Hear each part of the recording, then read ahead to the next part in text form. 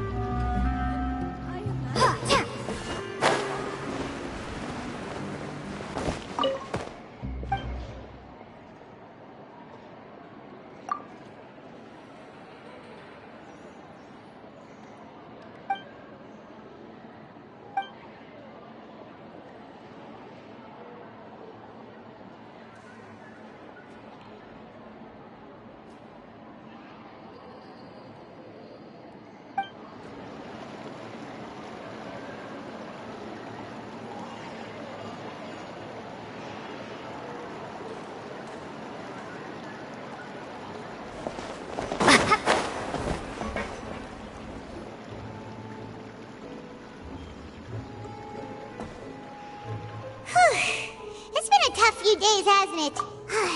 Paimon didn't think the meetings would go on for so long, but everyone seemed pretty fired up, huh? Paimon thought they'd be at least a little frightened. Well, Fremine was, now that Paimon thinks about it, but everyone else just looked a little surprised.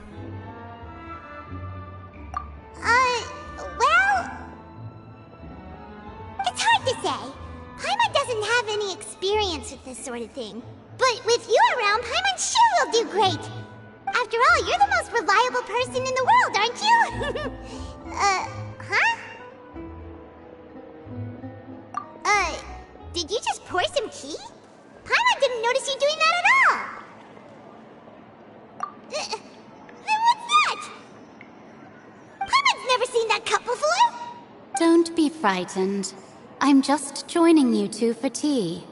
I merely refrained from saying anything till now. Who's that voice? But there's no one here. What a strange conclusion, but also such an interesting one. You two make such a fascinating combo, and yet even you feel confused. As such, I couldn't resist but come by for some tea and a chat. Consider me a passerby, just accepting a commission from my friend's disciple on a whim.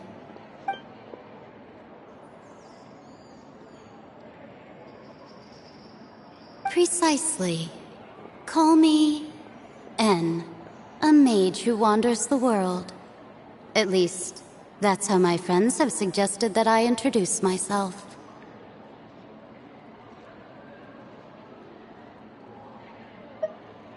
The prophecy. Yes, what has been prophesied will be fulfilled. You may view such things as the history of the future. What? Then is there any way we can stop it? People call such things fate, and it is written in the stars. It cannot so easily be altered.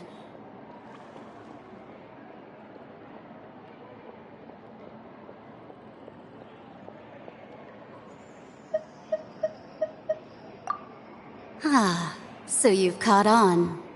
Just as prophecies are usually only the future as seen from the perspectives of the gods, could things be happening in hidden corners where the gods' gaze does not fall? Are the things that you shall see different from the fate that the gods perceive?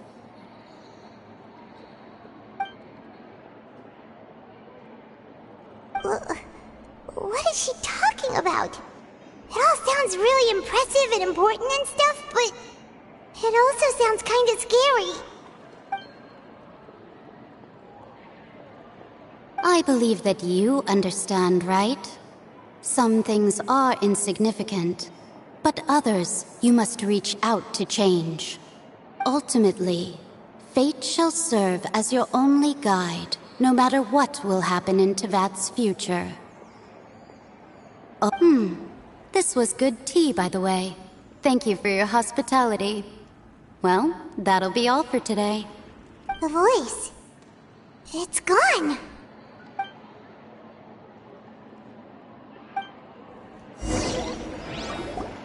What?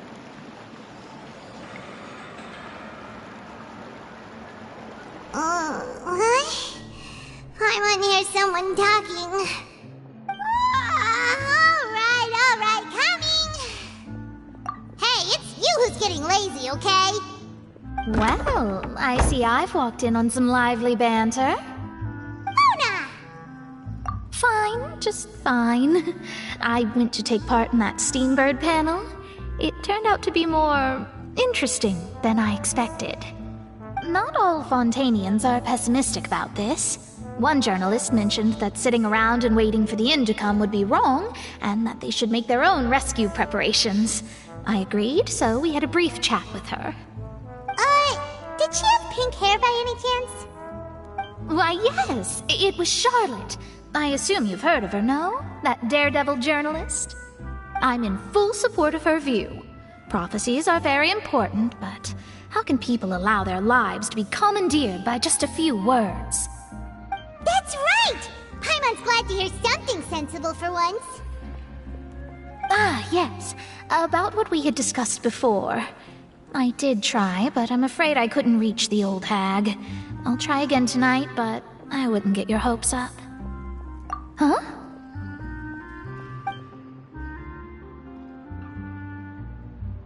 Goodness gracious. Are you serious? She said that even the god's gaze has blind spots. Pretty bold if you ask Paimon. Most people would believe the gods to be all-knowing, right? The Hexen Circle members are certainly anything but ordinary. As for the mage named N, the old hag has mentioned her a few times.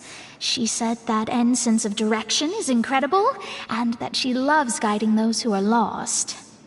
But I've never met her, and if she were still alive, she'd be...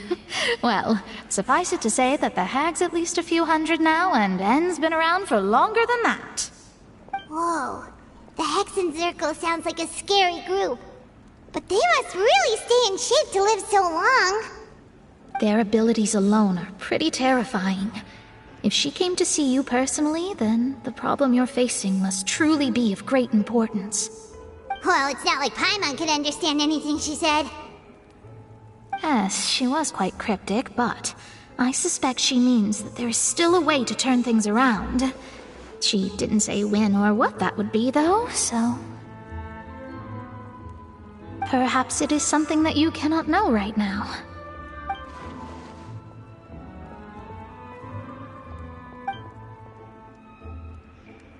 Traveler, Paimon, are you two all right? Oh, we're fine. We're just a little down right now. It kind of feels like the end is coming, you know? I see. I feel that same sense of desperation, too. I guess you could consider me someone who has often witnessed fate. So far as I have seen, it cannot be swayed. But even so, I still hope for, and believe in, miracles. Astrology is eternal and rational, but fate may not be. It is cruel, but it can also be beautiful. Perhaps that's what En was trying to tell you. Not to lose heart, and to believe that what you are seeing playing out before you is not yet set in stone. I did originally think of steering clear of all this, but I couldn't. Even if this is all futile, I still wish to help everyone. If we don't struggle to the last, then how can we face the end when it comes? Huh. You do have a point. There I go, talking about astrological principles again. Sorry about that. The moment I start talking about work-related stuff... I need to get going. It was worth trying to comfort you, even if only a little. I believe that you'll help those who are struggling in the same way I did. I suppose that might be why we always seem to meet by coincidence.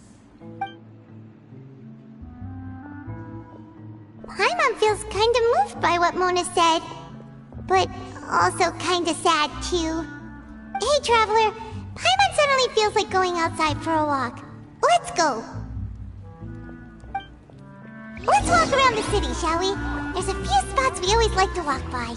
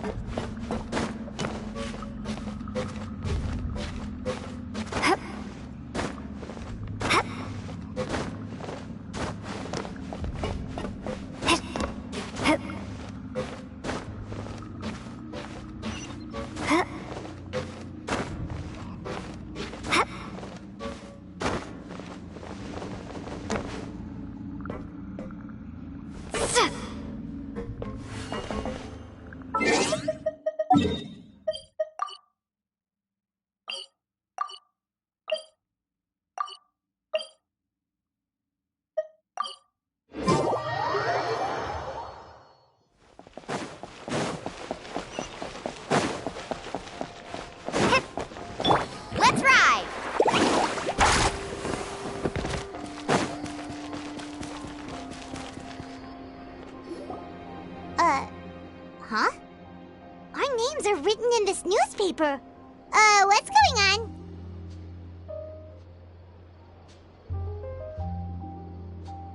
Let Paimon see! The underwater stronghold, the Fortress of Meripede, has continued in its noble autonomy, but that does not mean that others cannot interact with it. My recent attempts to enter the fortress bore little fruit. Huh. Guess Charlotte still hasn't given up on that. Thus, did an Outlander friend become the focus of this report? A blonde adventurer with their white fairy, legends trailing in their wake. It is said that this mysterious traveler once visited the underwater fortress. So while the fortress's interior remains a mystery behind closed doors, do not fear, for the tales of the traveler contain surprises in spades. Journalist Charlotte's biggest scoop yet, the Traveler's Trail, World Walker. Huh. Charlotte took so many awesome photos of us and we never even noticed her. She hasn't been able to get a hold of anything at the fortress, so since we're easier to find, she's using us as the subject matter instead? Ugh, seriously? Well, fine. Those headlines and photos do look cool, so Paimon will forgive her this time.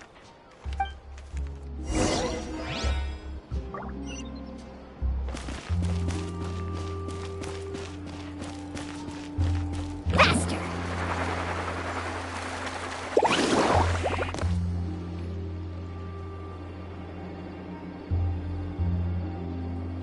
We're here! Paimon's hungry. Should we go in and get something to eat?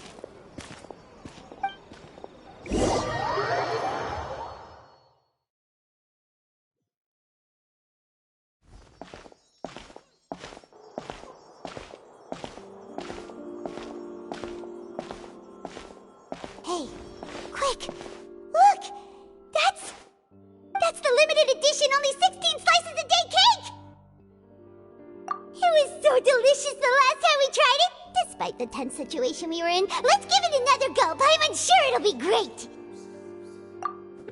One slice of cake, please. Someone showed up after all! Oh, wait, you're the one from the Palais Mermonia. Oh, are you here to buy cake too? It seems Monsieur Nervalette was right. You really can eat. Wait, did he really say something like that? That's right. Even he has his own preferences when it comes to food. As for me, I love the cake and coffee here. Do you come here often? Usually every day. Every day? It's part of my daily schedule, apart from work. I shall have my cake and coffee. Then what if someone told you one day that this place would be closing soon, and you wouldn't get to eat cake here anymore? What would you think? But why would it close? Well, Paimon doesn't know either, but maybe the waters will rise tomorrow. You know, like in the prophecy. Oh, the prophecy. To be honest, I haven't paid much attention to that. No, still, even if there'd be no more cake tomorrow, that wouldn't keep me from having some today. No, it's the same for eating in general. You might not be able to eat tomorrow, but if you can do so today, then you should carry on. That's what people call living, you know. Huh. Don't be sad. Excuse me, could I have 2 more slices of cake to go? These 2 slices are for you. Sijuin said that this kind of expression you're making is what humans call being sad. Oh, you know Sijuin? I sure do. She was born before me, and she sometimes comes to the surface to teach us things about humans. She said that humans are creatures that are saddened easily, yes, and you can only lift their spirits by feeding them delicious food. So please try the cakes here. I've got something else to do, so I'll be going now. You two try to stay in a good mood after eating, all right? Bye.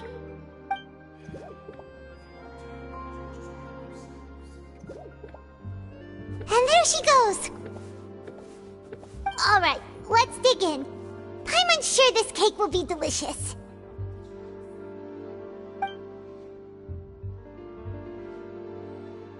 It's more delicious than last time! And the flavor gets even better with a sip of tea. It sure would be nice if we could come again tomorrow. Sure would be nice if we could always eat delicious food here. What exactly?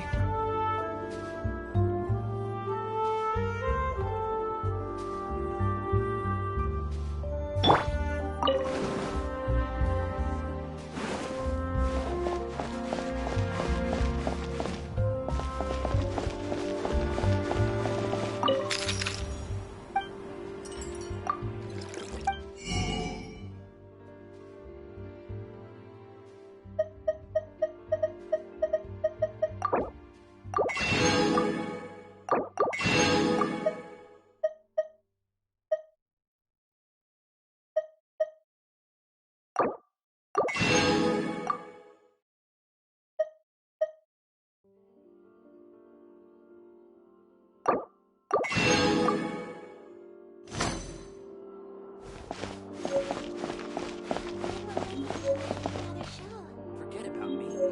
This is about What exactly?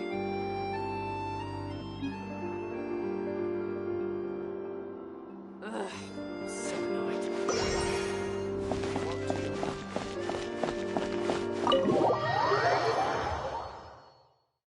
Oh! We're near the Seabird office! Let's go look for Charlotte and have a chat.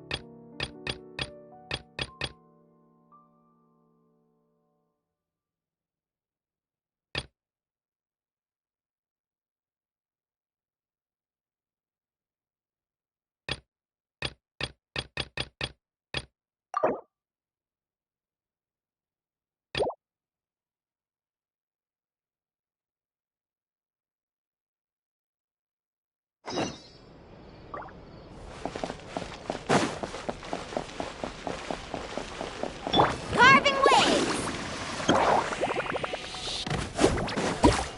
Need a surfboard?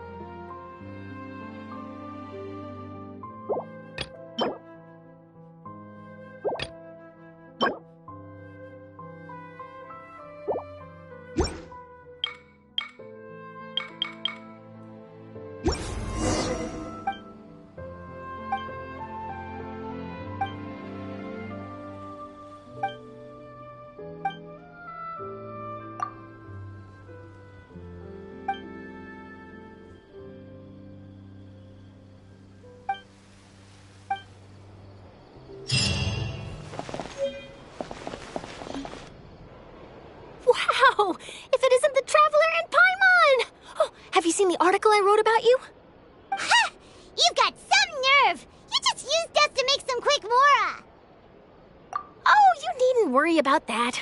I heard that you were in Poisson some time back, so I sent you a letter to discuss just that. It appears you didn't receive it, though. It's all right, though. I've set aside the amount intended for you. I've even set the table with some food. Really? Oh, you're the best!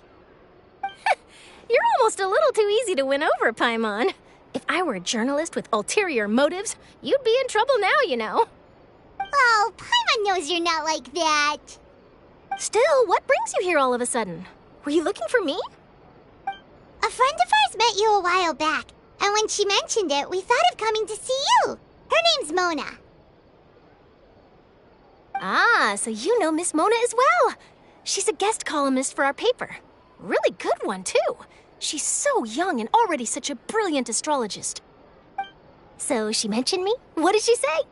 She said that you're a real daredevil of a journalist. Nice.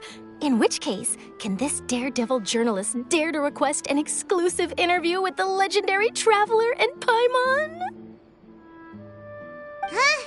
So your article in the paper today doesn't count? Oh, of course it doesn't. That was more like live photography. What I'd like to do is dive deeper and ask you to talk about the things you've seen and experienced.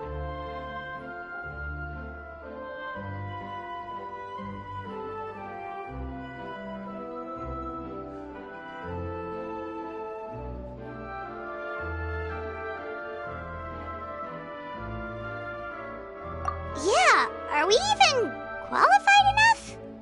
Why not? If I say you're worth an interview, then you're worth it. But not right now, of course. I'll need a few days to prepare. Oh, in that case, we'll just chat when you have the time then?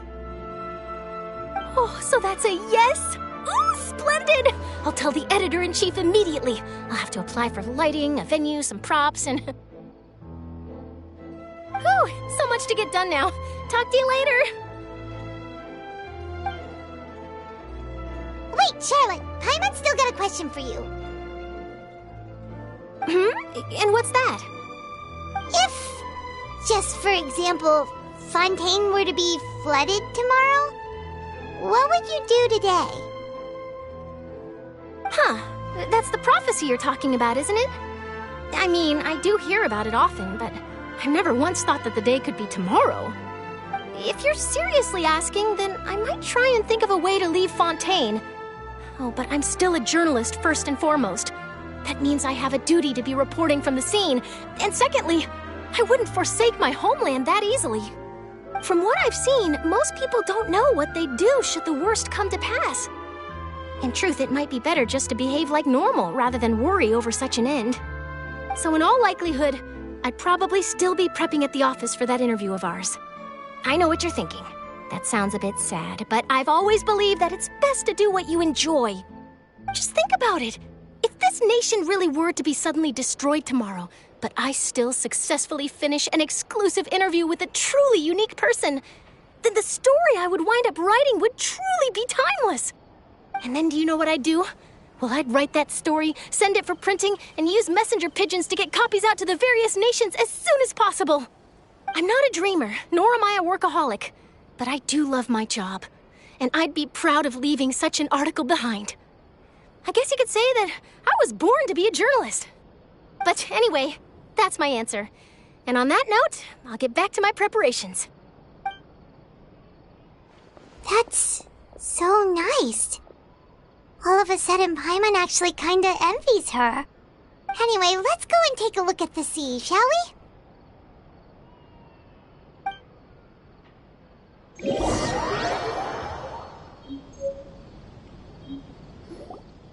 The sea breeze and scenery can be a pretty soothing combo, huh? Paimon's been thinking. If it wasn't Fontaine, but all of Tevat that would be destroyed tomorrow, where would we go and what would we do? No, Paimon should ask, if you could choose, what would you like to do?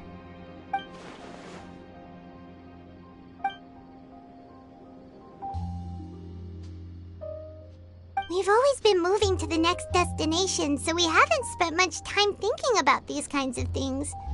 We didn't have to either, with us always being on the road and whatnot. You mean, still traveling?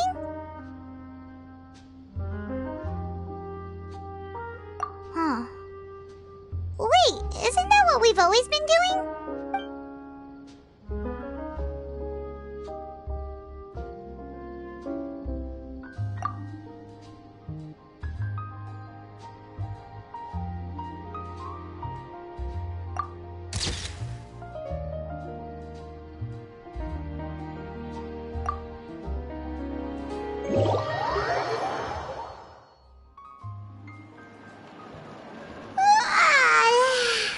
Feels like you'll grow mold if you stay here long enough.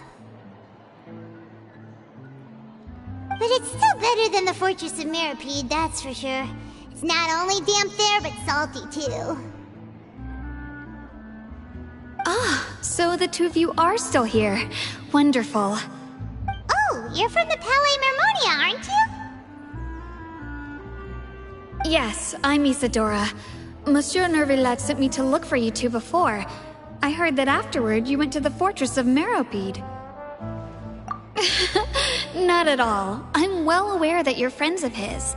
Actually, I'm here to pass along a message from him. Yes, inside the Opera House. The Maréchaussée Phantom has declared the incident a small-scale riot. A riot? Well, that said, I don't personally think it was that serious. Lady Farina was watching a performance at the Opera House, and while she was resting during an intermission, some other audience members suddenly started harassing her, loudly accusing her of doing nothing about the prophecy crisis. And before she could respond, others started to join in. The crowd continued to grow, and protests against the Hydro Archon started to break out. So people have started to put the blame on Farina. Guess they finally found an outlet for the pressure they've been under due to the prophecy. I agree. People will naturally rely on gods, as is customary. But the moment people feel threatened, gods are also the first to be blamed. So what happened after that? Is Farina okay? Seeing that the situation was spiraling out of control and that further argument was pointless, she claimed that she'd gotten tired of this and left in a hurry. The Maréchaussée Phantom had their hands full maintaining order and did not catch where Lady Farina had gone. Only when things had stabilized did we realize that she had gone missing. So, you mean she's still missing? That's right. The Maréchaussée has dispatched many people to search for her, but we don't have any leads yet. That said, I don't think there's much to worry about. She is a god after all. Even if she were to fall into the hands of rioters, what could ordinary people do to her? Good. Monsieur Nervillet sent me to tell you about the situation, but he didn't say anything else. Don't worry, this is more than enough to go on. Thanks for keeping us informed. Ah, is that so? Well, all right then. In that case, you two take care. I'll be heading back to the Palais now.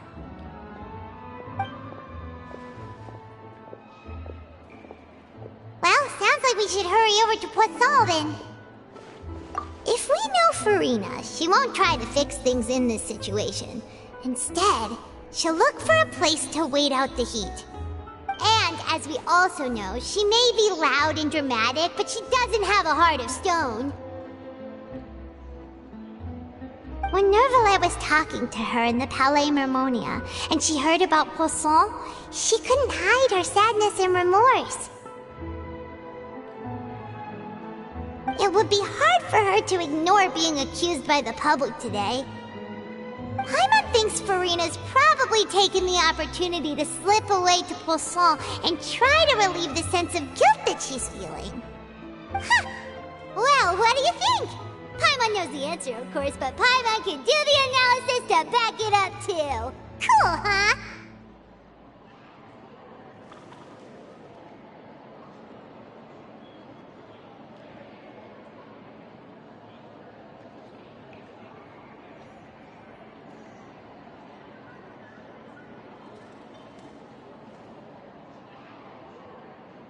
In that case, there's not a moment to lose! Postal, here we come!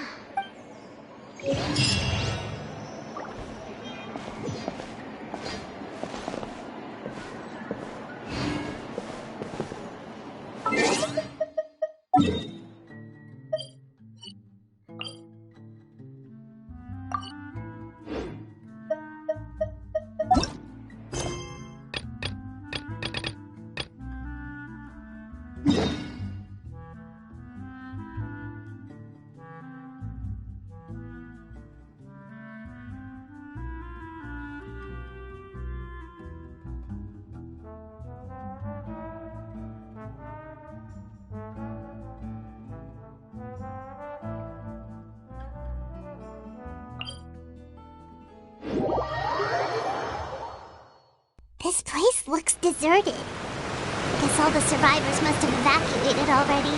All that's left here are signs of devastation. Could Farina really be here? Let's try to find her as soon as possible.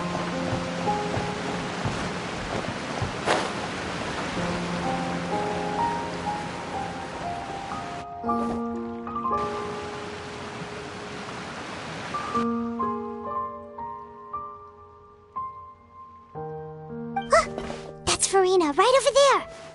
She really is here all on her own.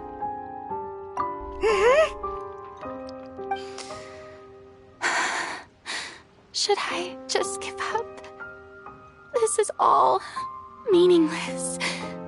What was meant to happen did happen after all. Everyone's dead. I'm sorry. I'm so sorry. Give up, Farina. There's no point in holding out. I'm sorry. But what can I even do other than to repeat meaningless apologies over and over? Who's that? Don't worry, Farina, it's just us.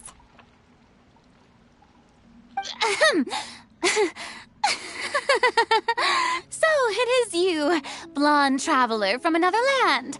Why, I almost thought you were someone from that mob of my ignorant subjects, come to kneel and beg for my forgiveness. Farina, you were crying just now, weren't you? The tear stains on your face are obvious. What do you mean, tear stains? Oh, I remember. The show at the Opera House earlier this morning was so moving. I'm still trying to process it. Who did that uncivilized rabble think they were, disturbing my enjoyment of the arts? They even dare to tout their Archon. I must teach them a lesson. I can just imagine their twisted and frustrated faces once they realize that I'm nowhere to be found. Oh, and I'm sure Nouvellette and those people from the Marish Chaussee Phantom are freaking out right next to them, too.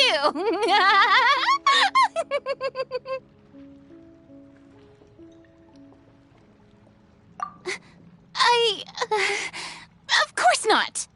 Hey, there she is! The Hydro Archon's over there! Quick, after her!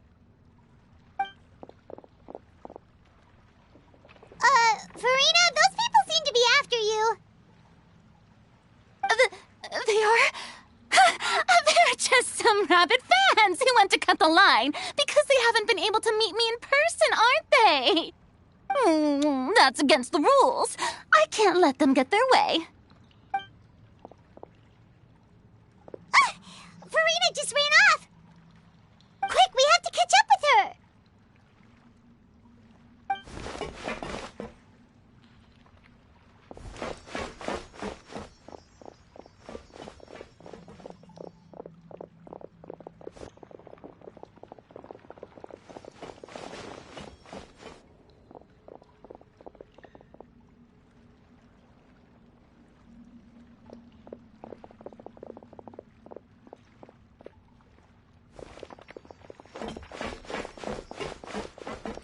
Should be the place, right? Hey, Farina!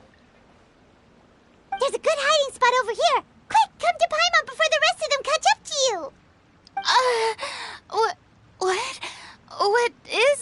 place. Hurry, they're almost here! Fine, fine. I suppose haste is warranted. Lead the way.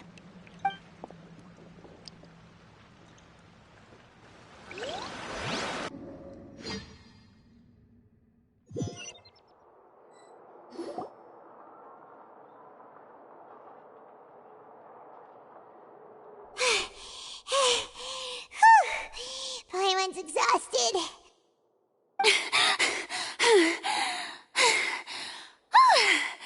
I'm so tired. I totally thought they had caught me. No,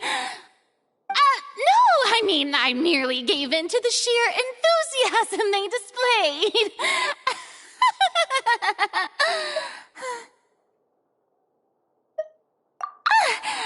You're right. Yep, that's a good girl.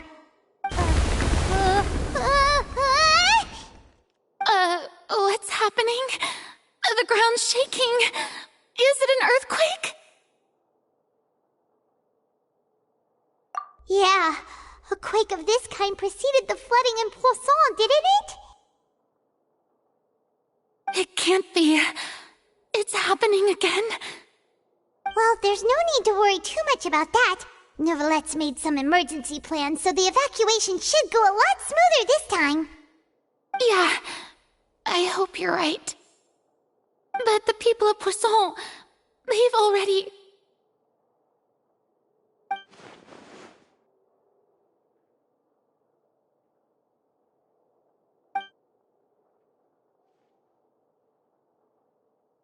It's true. I've been investigating the prophecy for hundreds of years. I once had informants all over Tevat, searching for clues and feeding information back to me. I've tried all kinds of ways, too, to hold back the sea. Anything to keep the coastline from advancing. But all my efforts proved to be futile in the end. Really, the truth has been clear to me for a very long time. We cannot make an enemy of the divine. No matter what we do, the will of the heavenly principles will have its way, and the prophecy shall be fulfilled.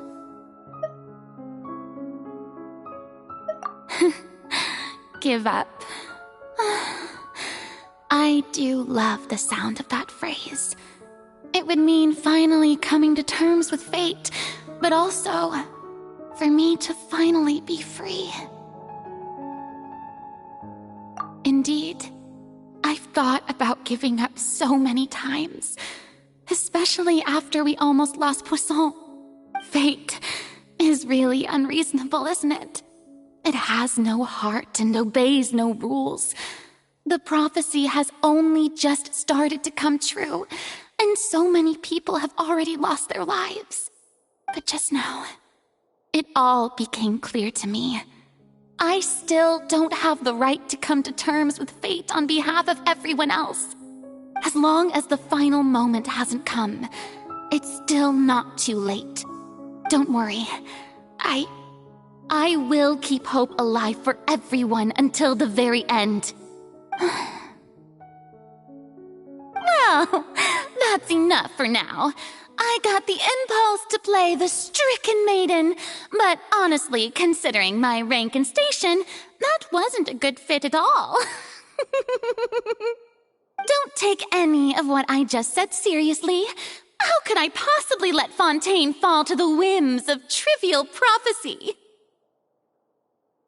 Come on! Paimon could have sworn you were actually being honest just now.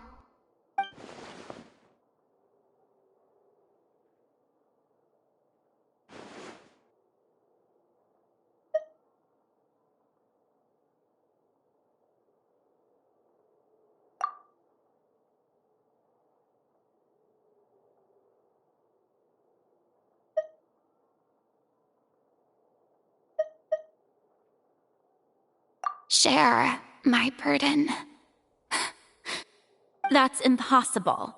It was fated right from the start that this would be my duty alone.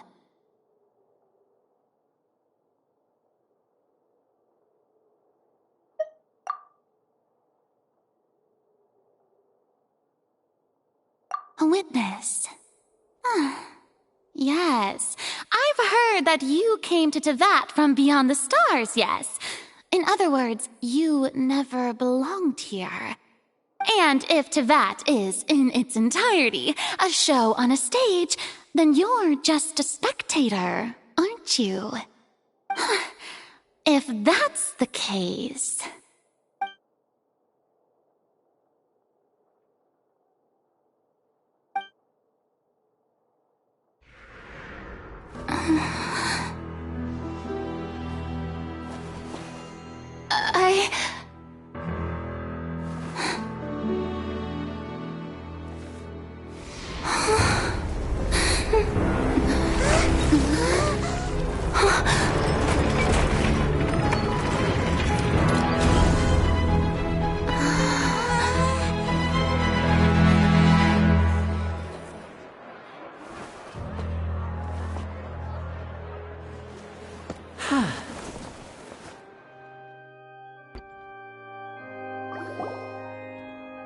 Ladies and gentlemen, this concludes my opening performance. Now, without further ado, we may proceed to the trial of our god. So this is what it is. Yes, you deserve praise for the effort you took to raise the dramatic stakes. Do not forget, however, that I am Focalor, the god of justice, the embodiment of justice itself. Does it not strike you as even the least bit absurd to bring the very concept of justice to trial? May I interpret these words as your refusal to stand trial? In that case, you will have the opportunity to defend your honor through a duel. You would draw your blade against a god? I see. It seems like you have made up your mind.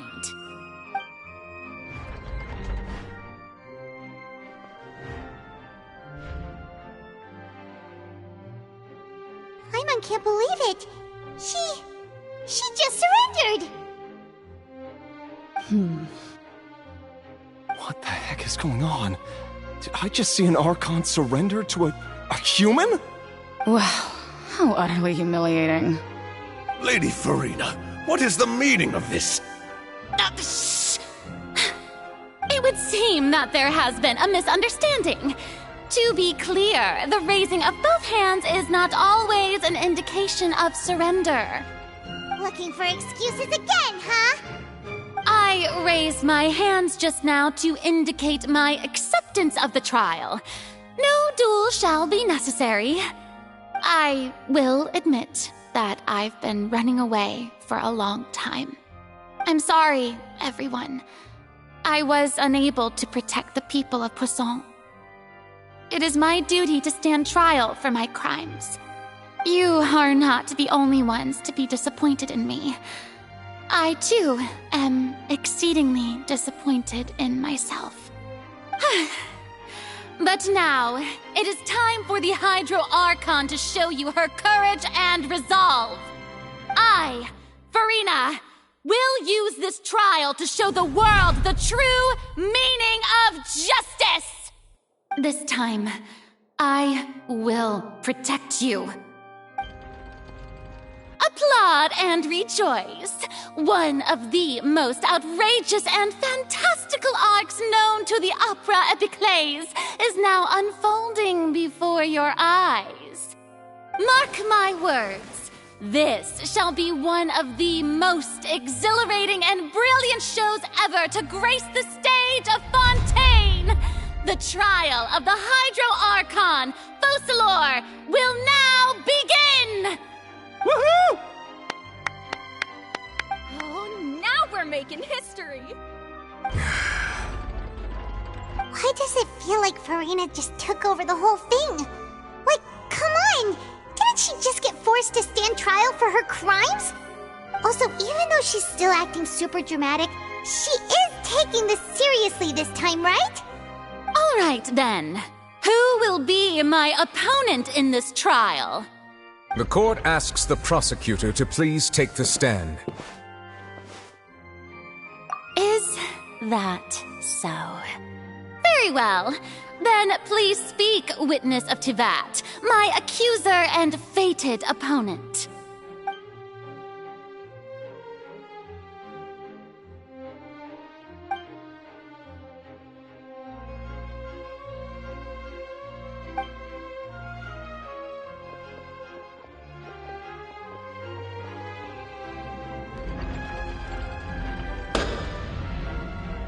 Also, please allow me to ask, as a final question before the trial begins.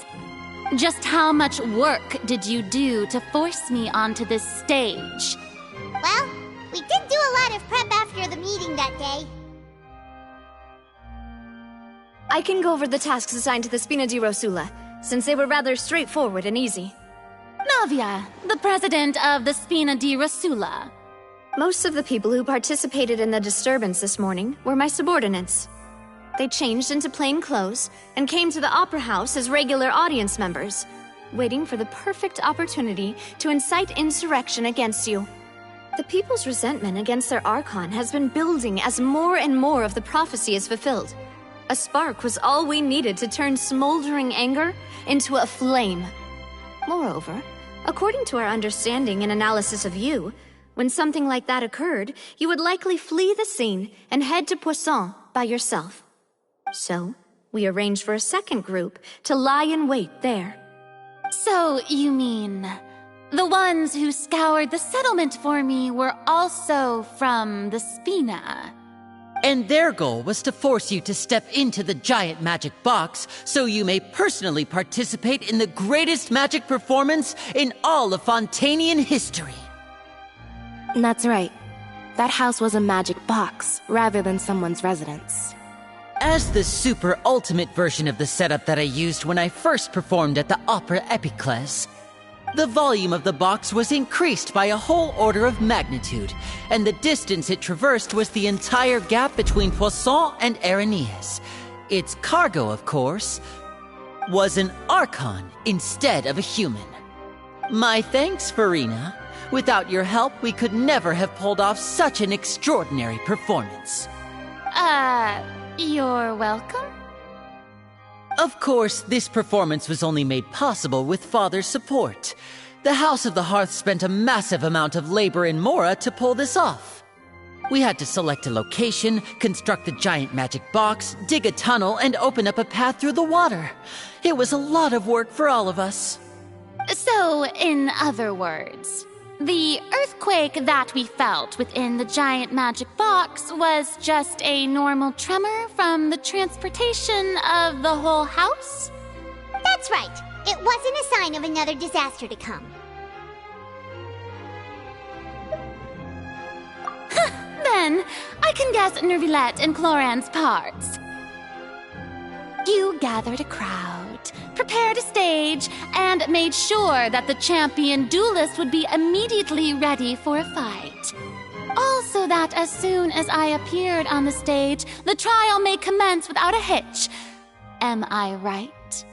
Yes, that is correct. Well, Clorand, I must commend you for your courage.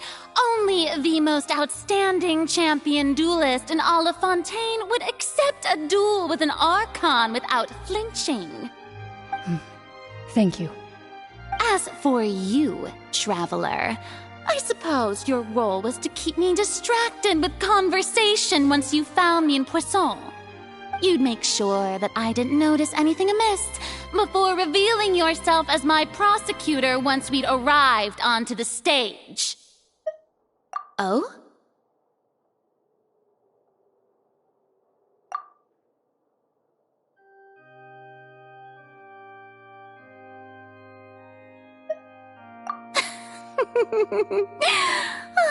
Is that so?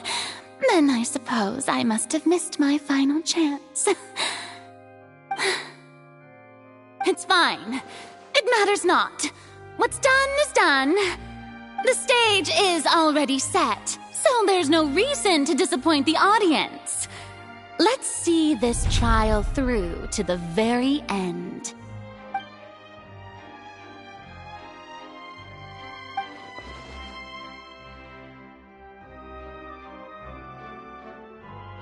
Madam Prosecutor, please allow me to pass this along. This is a document that Miss Charlotte applied for and received permission to share with you during the trial. According to her, it should speed up proceedings. Huh? Charlotte wanted to give us something? Oh, so she's here too! Hey, Charlotte! Oh, let Paimon see. Isn't this the exclusive interview that she did with us before? So she's already finished it, huh? Wait, then that means this document is a perfect timeline of everything that's happened ever since we stepped foot in Fontaine! So in other words, we can refer to this anthology of evidence every time we want to use something from our journey as evidence for an argument! Let's quickly confirm the information in it. Just think of it as a refresher, alright? You defeated the Hydro Archon in the very first duel you took part in at the Opera House. That's one for the history books, all right. I didn't think that you'd wind up getting to the bottom of the case I'd been following all this time. I guess you could also see this as a happy coincidence. This is the first time Monsieur Neuvillette had a difference of opinion with the Oratrice. Even the Hydro Archon can't figure it out. A Fatui Harbinger. She's an extraordinary person. Her instinct must mean something.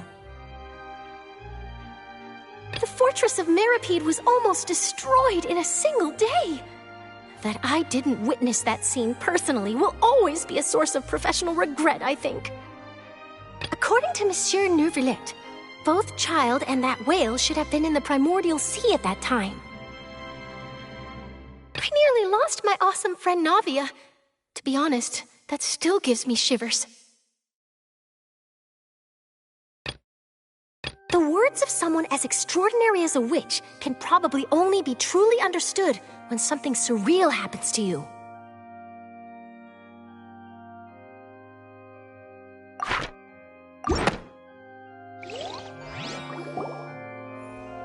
The prosecution and the defense are both in position. The trial shall now begin. Oh, come on, Neuvillette. There's no need to repeat all the unimportant legalese. Just fast forward to the part where the prosecution lays out my offenses.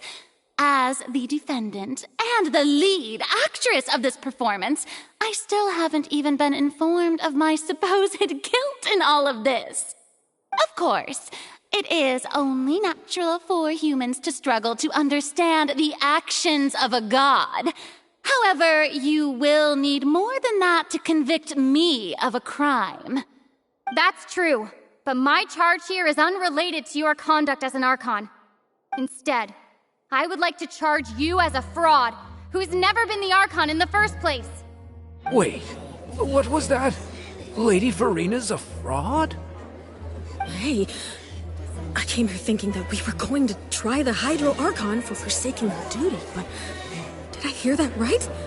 She's not our Archon at all? Charge accepted. Lady Farina, do you plead guilty to the charge?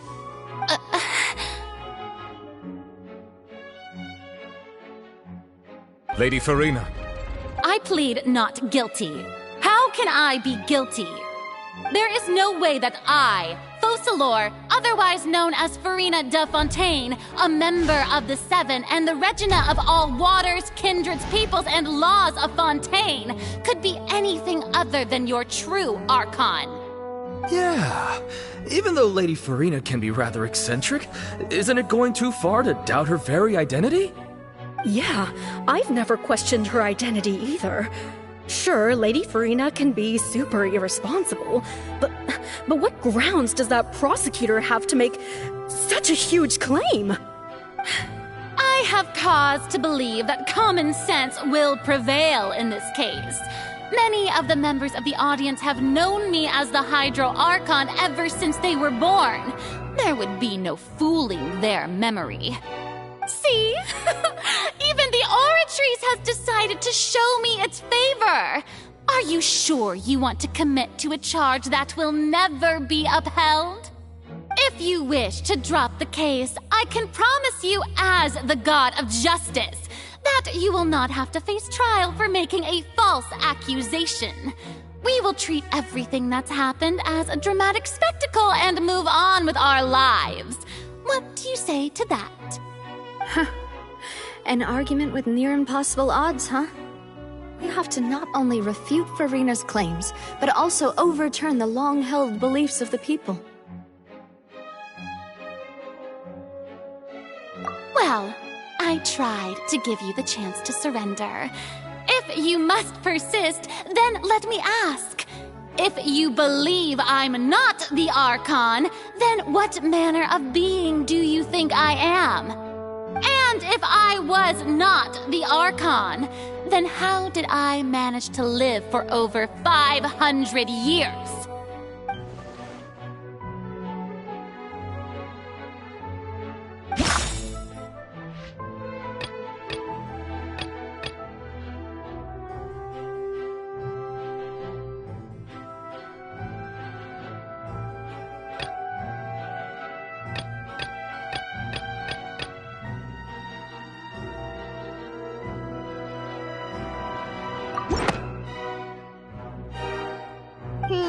That doesn't sound right. Paimon doesn't think this clue can be used as compelling evidence to...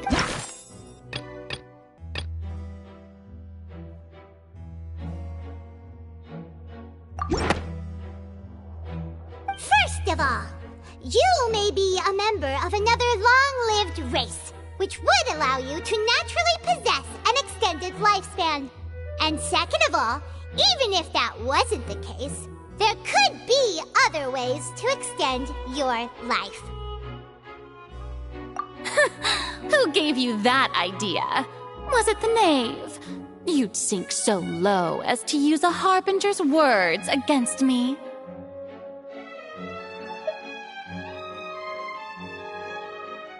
A curse? I once thought it possible that the aura of an Archon might naturally resemble a type of curse. But in light of this claim, perhaps what I sensed was not your divinity, but a curse after all. Neuvillette sensed it too, huh? Lady Furina is actually a human? Well, it is true that it's extremely difficult to tell humans and gods apart just by looking at them. It's not impossible.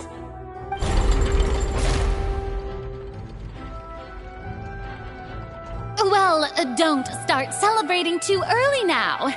Even if I have been carrying a curse like you said, how does that prove that I am merely a human being? Besides, everyone knows that the main difference between a human and a god is the possession of authority. Gods can do what humans cannot. That's why they're worshipped as gods.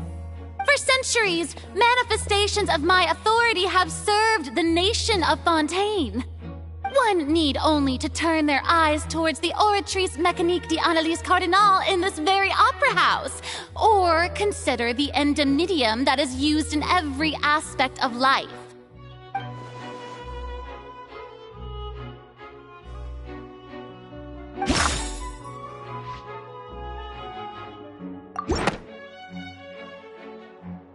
That doesn't sound right.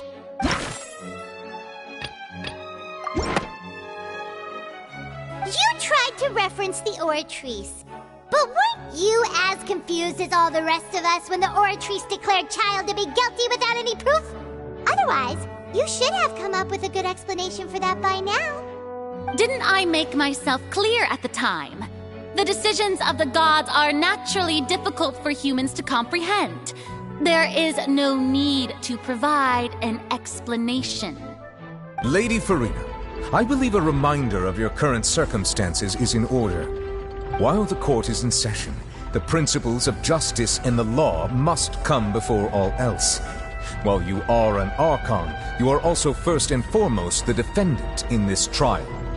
You will prove yourself unable to defend against the prosecution's charges if you continue to withhold vital information against the rules of the court. I never thought you'd use that kind of rhetoric against me. That was no trick of rhetoric, Lady Furina. I've merely reiterated the rules of the court. Rules that all should respect and follow. So, you neither knew was declared guilty, nor did you understand the structure and operations of the Oratrice. Instead of having been created by you, the manifestations of authority you mentioned have been made by the real Hydro Archon, haven't they? The real Hydro Archon? Well, now you're really losing me.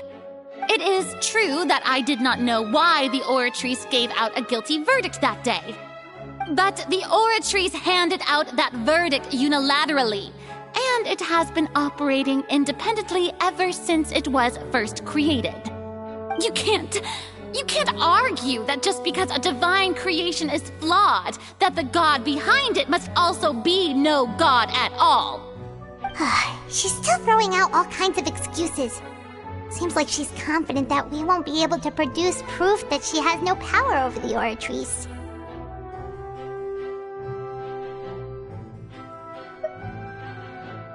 My power as an Archon. There are many ordinary citizens in the audience. How can I just carelessly demonstrate the formidable power of an Archon? If that poses a concern, I'm prepared to extend my protection to the audience. You don't need to go that far.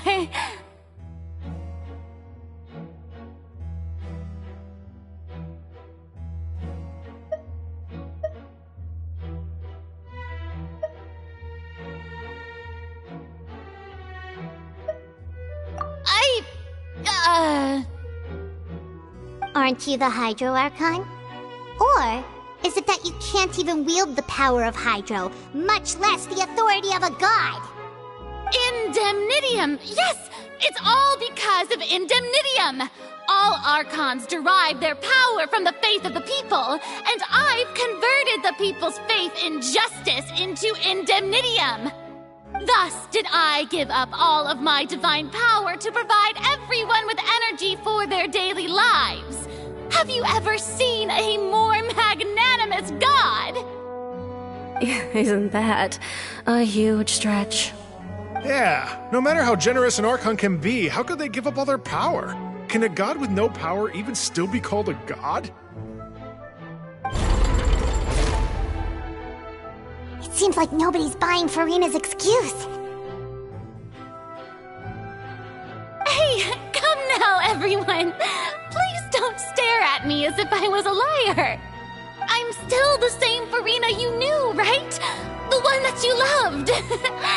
Shouldn't you want to believe in me? Please? You've got to believe me! If what the prosecutor said is true, she really has committed a grave offense. Did she deceive all of us? And all of our parents and grandparents too? And all of our ancestors? Ever since they were born? Enough! That's enough! Tell me then, if I'm not the real Hydro Archon, then who is? If you have no evidence of another Hydro Archon's existence, nor can you find anyone who can back up their claim to be such, then what grounds have you to say that I'm not actually the real deal? Wow, she came up with yet another argument. How can we refute her now? Seems like she really doesn't want to give up.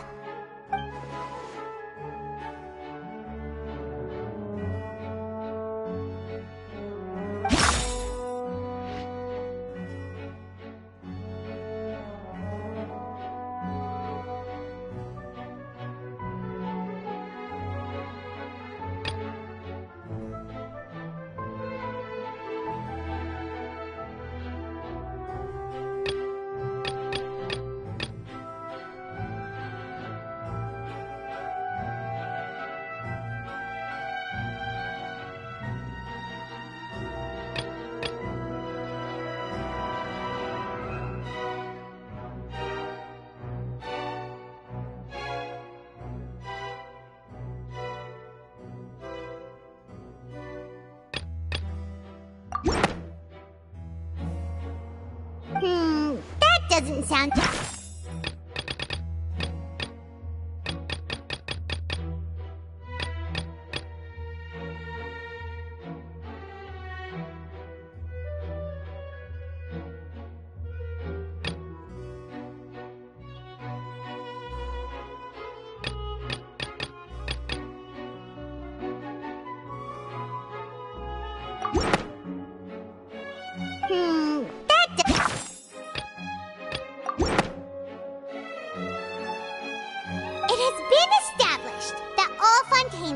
dissolve in water from the primordial sea. And that means... Since you insist on claiming to be a god and not a human, then there's a method that you can use right here and now to eliminate all suspicions of you being the latter. Miss Navia, please apply to serve as a temporary attorney for the prosecution before addressing the court. Though you act in partnership with the prosecutor, you must still adhere to proper procedure. Super sorry, Monsieur Chief Justice. I swear this really will be the last time that I'll speak out of turn. Now, I've brought some seawater from Poisson. As everyone knows, a massive flood struck the area not long ago, taking many lives, including those of some of my closest friends. So, Miss Farina, would you dare to touch some of this seawater? If we are to believe that you are indeed the real Hydro Archon, touching this seawater would have no effect on you. All it should do is strengthen your case. But if you don't dare to touch it, then we would have basically proved the reverse. Oh, and I must remind you that after the disaster at Poisson, nobody wants to see any more people dissolve. I do hope you'll act prudently and choose the simpler path of admitting guilt. Navia from the Spina di Rasula. The Spina has governed Poisson for many years. I guess her suggestion is valid. If Lady Farina is indeed just a human, she's probably Fontaine like all the rest of us. Would she really dare to try?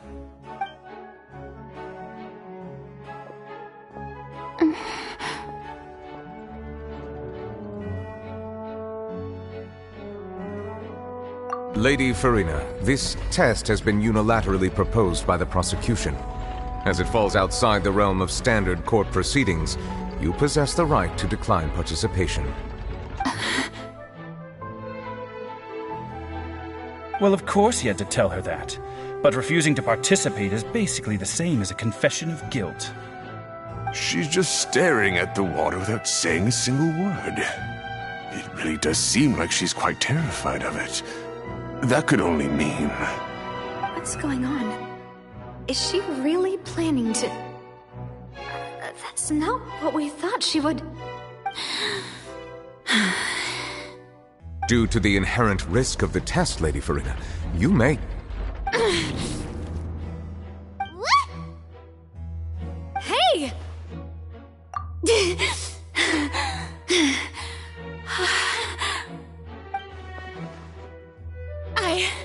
I'm fine! Look at me, everyone! My hand is still here! I haven't been dissolved! Will you believe me now? I really am your Archon! I'm nothing like a normal human who would fall apart as soon as they touch this water! Really, was this not the most obvious thing in the world? Miss Siegewing?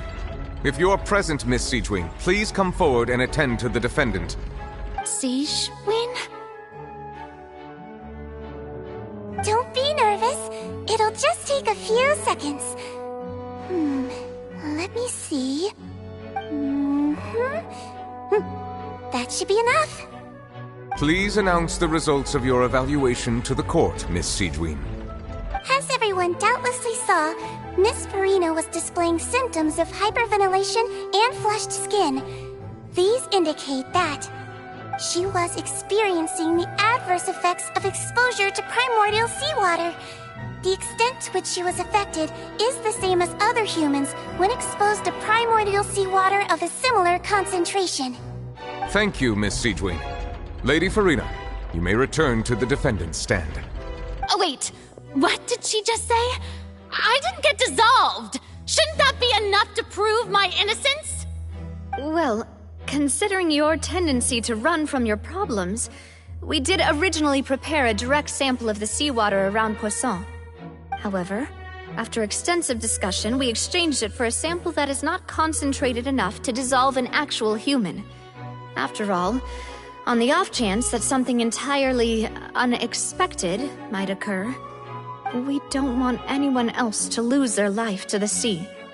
Yeah, so out of regard for Farina's life, you secured a low-concentration sample and asked the head nurse to serve as an expert witness. It's a great thing that the direct sample wasn't actually used. Farina could have... I can't believe... you...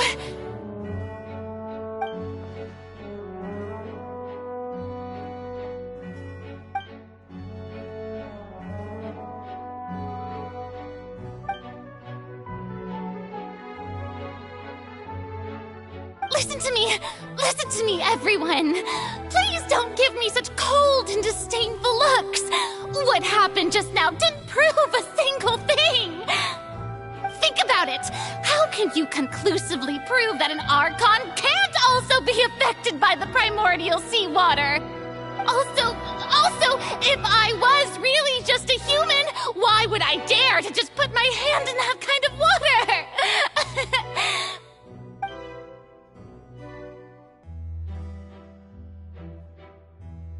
Please, anyone, just listen to me! I swear, I really am your Archon!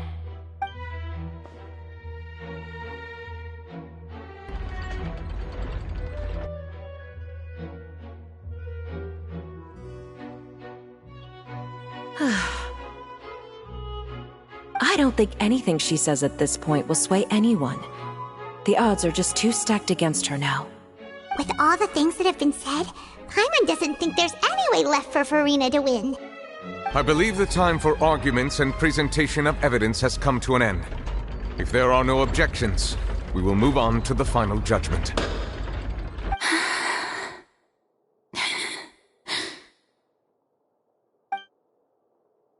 I don't think anything she says at this point will sway anyone. She's too stacked against her now.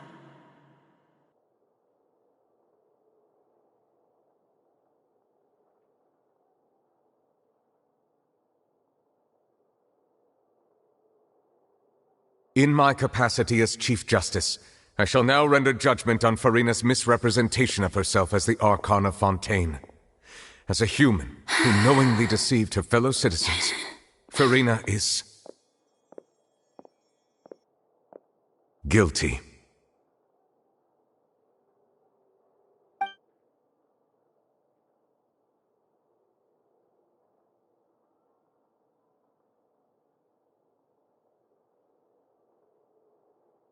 We shall now turn to the Oratrice Mécanique d'Analyse Cardinale to render the final verdict on the charges.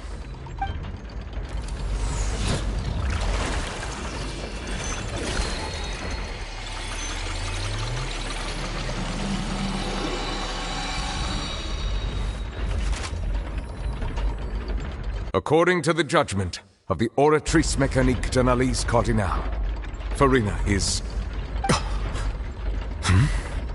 Well, what's wrong? What's the Oratrice's verdict?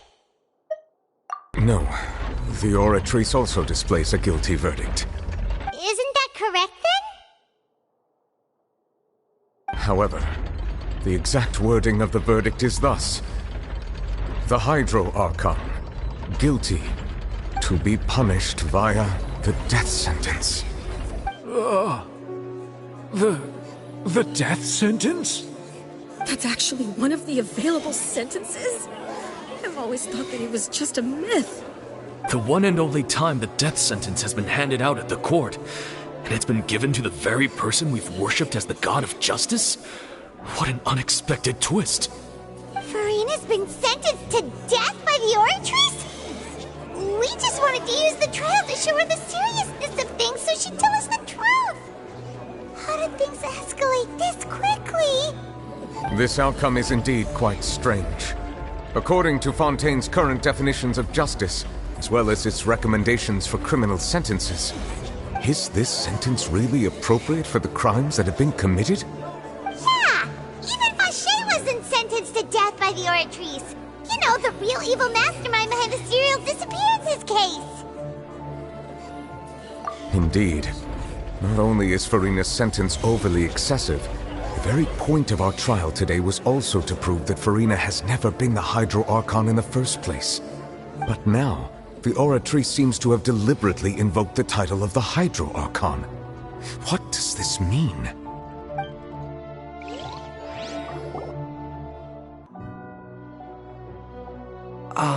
Excuse me, if I may interrupt. Is the trial still going?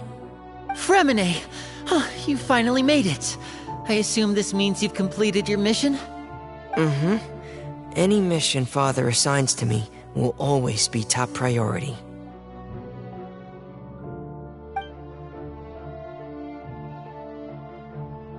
Is that the first prophecy slate? Huh. So the knave privately arranged for Fremine to try and find the missing slate. I looked everywhere and finally found it at the bottom of the sea. It took me a long time to get around some dangerous stretches of water. But has the trial already concluded? Then doesn't that mean I've come too late? Oh no. Father will be disappointed in me. Thank you for your hard work, Mr. Fremine. Please allow me to review the record left on the slate. Traveler, I believe that you have already seen the other existing slates, and would like you to come here and confirm their contents.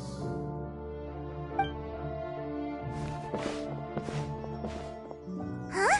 So what do you see? What is it?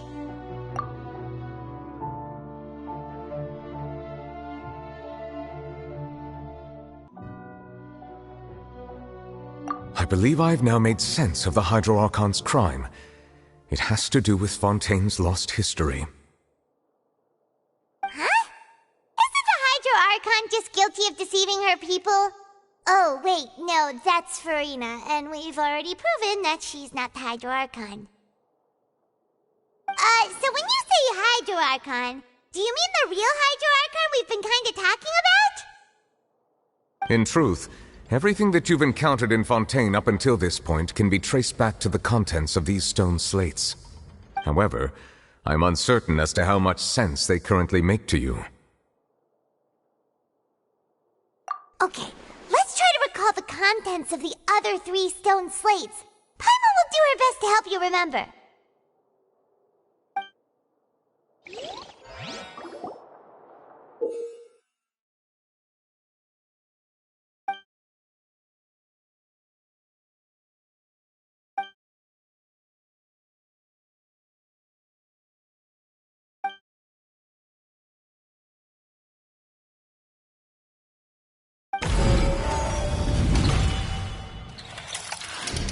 The first stone slate describes what you just said. It seems to show the previous Hydro Archon using her divine power, and then the Oceanids turn into humans. Does that mean that Fontainians are transformed Oceanids? Oh, Paimon wasn't expecting that. But if Oceanids can turn into humans, then perhaps this process can be reversed as well. The second stone slate shows Celestia floating in the sky, and the Hydro Archon and her people worshipping it together. But the heavens still brought judgment down upon them. This must be the point when the Hydro Archon and the Fontainians were branded with their original sin. Does this mean that the original sin and the Hydro Archon sin are the same thing? The third slate shows the Hydro Archon sinking into the sea surrounded by many people. That reminds Paimon, didn't we also watch that happen to someone else? Well, the fourth slate is the prophecy the Fontainians have been talking about. People dissolving into the sea, the Hydro Archon crying on her throne, and so on. We didn't believe that such a crazy disaster could happen at first, did we? But after that incident, it was just a question of when and not if.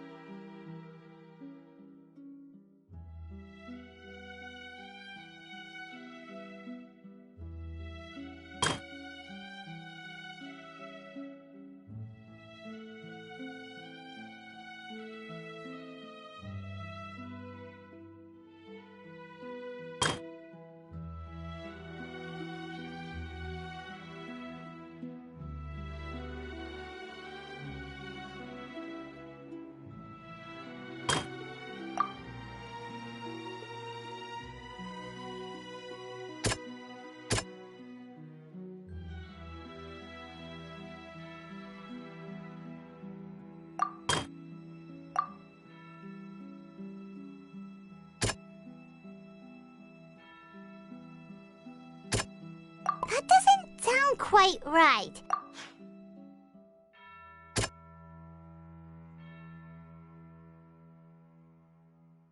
That doesn't...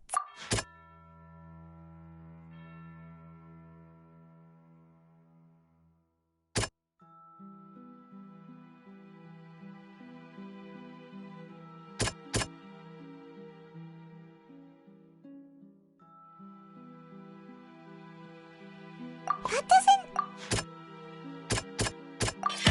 It's not as simple as falling into the sea. When Navia fell into the sea, her consciousness was subjected to judgment. The stone slates show the people gathered around the Hydro Archon in the sea. Could that be alluding to the same thing?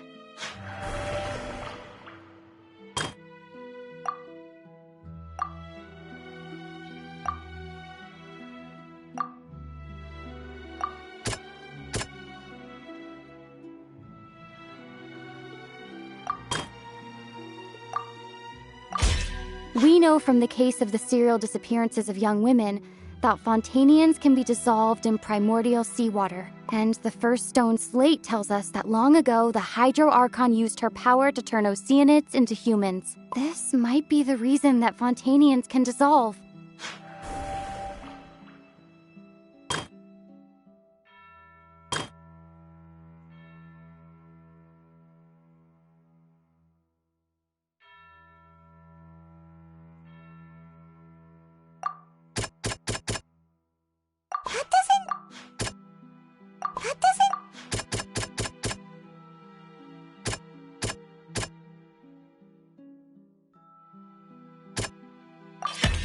Prophecy from the stone slates found its way into society, but not many people believed it at first. The fortress of Meropide was nearly flooded with primordial seawater, which we know can cause Fontainians to dissolve. It seems increasingly likely that the prophecy may come true. If we hadn't dealt with it in time, things could have gone very badly.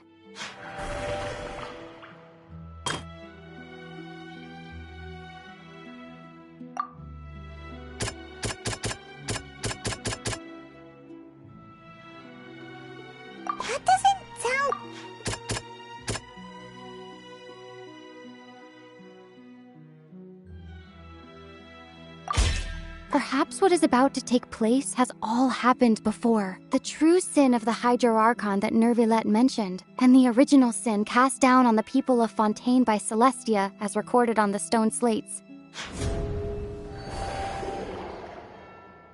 They'll dissolve into the primordial sea but won't cease to exist. Their essence will flow in the seawater, converge, and take the form of an Oceanid.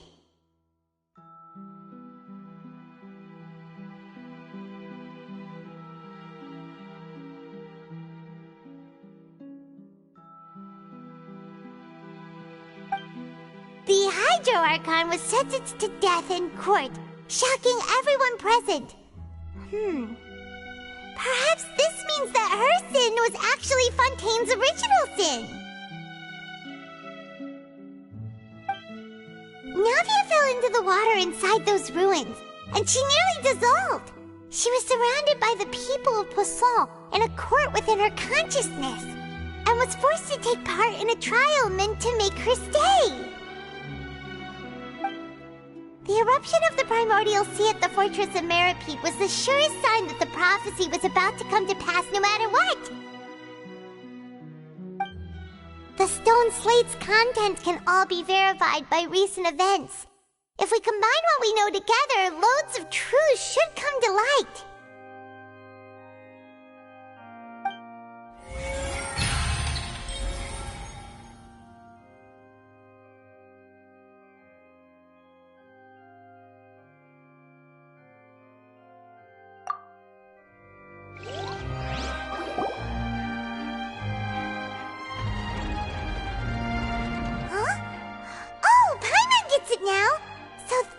You can make sense of it.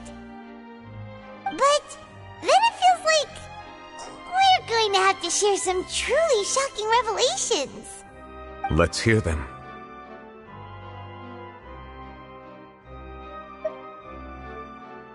Incredible. Linny, did you hear that? not real humans. All Fontainians were originally created by the late previous Hydro Archon, with Oceanids as their basis. The evidence for that can be found in how only Fontainians could dissolve in primordial seawater, and how all the girls Vacher dissolved were also turned into Oceanids. Oh, and according to Navia, when she was about to get dissolved, she also saw everyone gathered around for a trial, all of them in the shape of Oceanids. Indeed.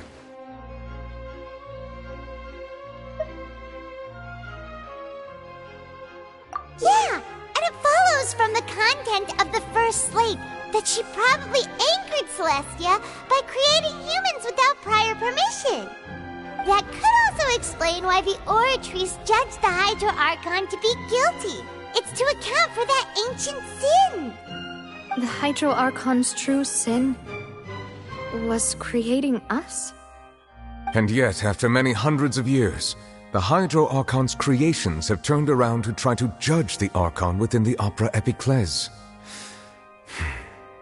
The twists of history are often the most unexpected of all.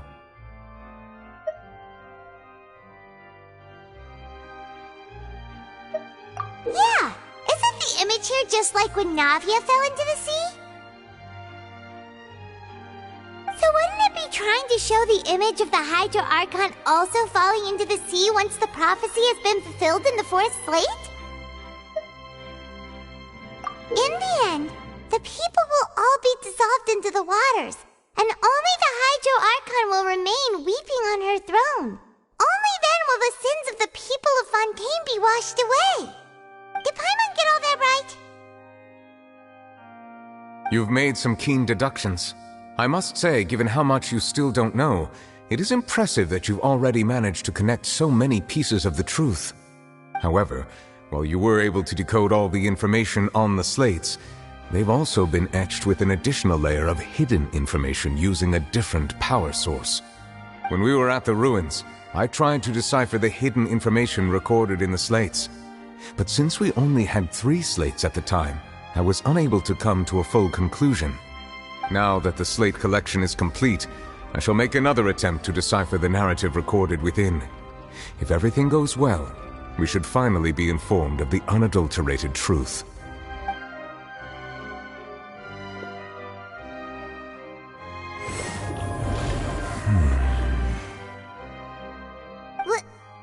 Well? Did you get it? I believe I should share this truth not only with you, but with all the people of Fontaine as well. I will try to briefly summarize it for you.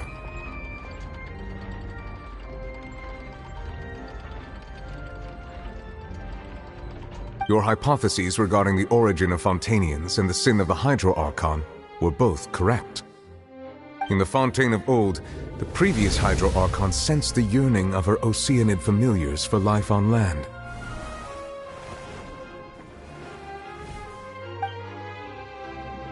The Oceanids were enamored with the beauty and romanticism of human beings, and wishing to have those experiences for themselves, expressed to the Hydro Archon their desire to become of a similar kind. However, even though water as an element is intricately linked with the power of life, the Hydro Archon, as one of the 7, did not possess the authority to create a new form of human life. Not one to give in, she eventually found a way to create permanent humanoid bodies for her familiars by appropriating the power of this planet's primordial sea. She poured primordial seawater into the Oceanids' blood vessels, creating humanoid mimics in the process. But if Fontainians were to ever come into direct contact with water from the primordial sea, the power within their bodies would escape these artificial restraints and return to the sea. As a result, their forms would collapse, and they would be reverted to their original forms as Oceanids. Of course, the Hydro Archon never received permission from the heavenly principles to create a new human race. And thus, the Hydro Archon and all of her creations came to shoulder the original sin of appropriating the power of the primordial sea. That is the true history of how the people of Fontaine first came into being. So we were all Oceanids? sentence before we turned into human beings? That's way too much information for me. I think I'm just going to pretend that I never heard a single thing. Wait, but if that's the truth, we can't let the Hydro Archon be sentenced to death. After all, her only sin was creating us. This really might be too much information for your regular Fontainian, but it does answer a lot of our questions. Alas, your hypothesis regarding the third and fourth stone slates was inaccurate. The slates' respective positions are, in fact, correct. A key point of the visual on the third slate is how all the individuals depicted in the water are humans rather than Oceanids. They have not been dissolved, which implies that the water depicted in this slate is not water from the primordial sea. The nation of Fontaine is the nation of Hydro, as well as the nation of trials and justice. Instead of being the literal element, the water in the scene symbolizes judgment and justice. You may also recall Navia's experience. When she fell into the sea, her consciousness was surrounded by that of many others who intended to hold a trial to determine her fate. Therefore, the meaning of the third slate is that the people of Fontaine shall try the Hydro Archon at the court of justice. Yes, it refers to our present situation. I think I'm following now. So, what you're saying is, even though we decided to put on this trial to avoid fulfilling the prophecy, in truth, everything we've done has happened exactly as the prophecy foretold. So now, it seems, we're the ones making sure it comes true. What should we do? Huh. No matter what, the prophecy will be fulfilled. Is this what it feels like to be a prisoner of fate? If that's the case, does that mean the scene in the fourth slate will also be fulfilled soon? Traveler, I would like to point out another small fallacy in your deductions. About the fourth slate, you probably thought that the eruption of primordial seawater beneath the fortress of Meripede served as the surest sign that the prophecy was about to come to pass, yes? However, I believe that rather than being a sure sign, that eruption could in fact only be a small warning of something far worse to come. As for the root cause of the catastrophe, I believe you've already encountered it once before.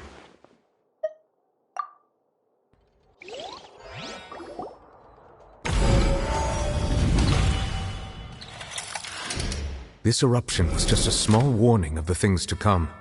We must find the root cause of the disaster.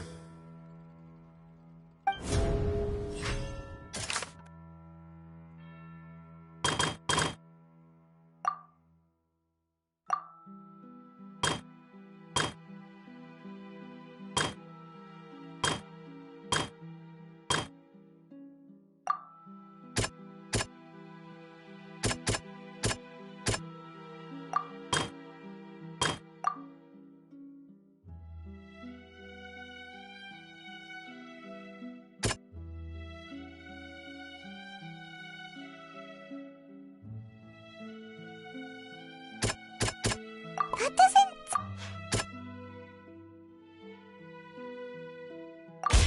It was both dream and reality. If we're talking about a true culprit, that could only be that thing inside the primordial sea, right? The truth, the original sin, the trial, and the root cause of the disaster.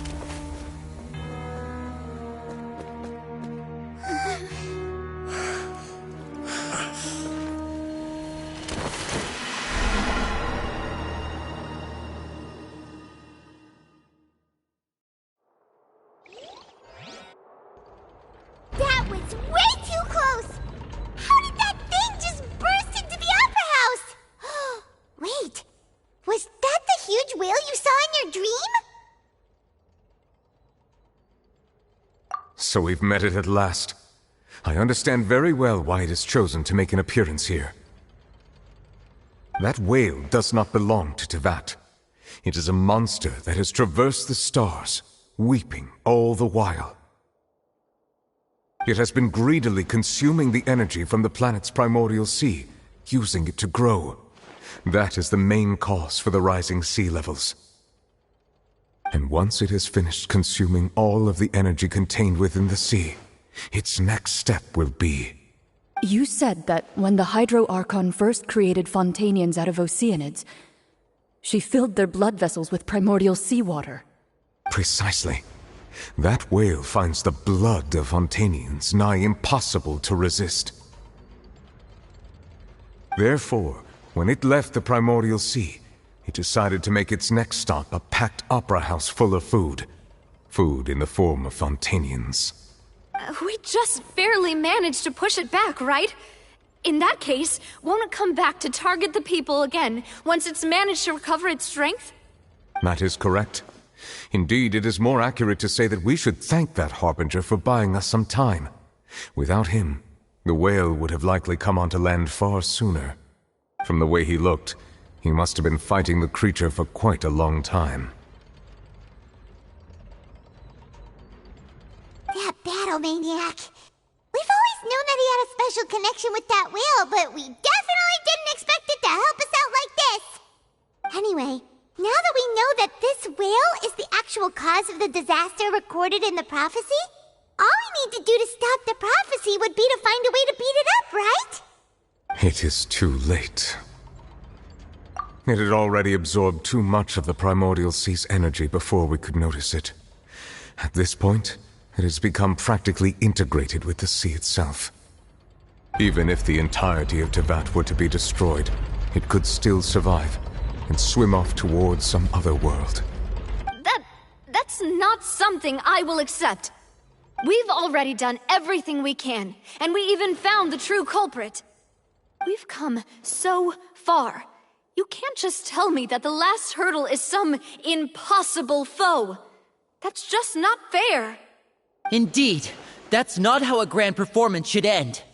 I'll fight it to the end, no matter what. So the prophecy will be fulfilled no matter what, huh?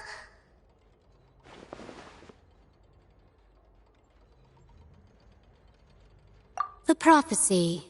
Yes, what has been prophesied will be fulfilled. You may view such things as the history of the future.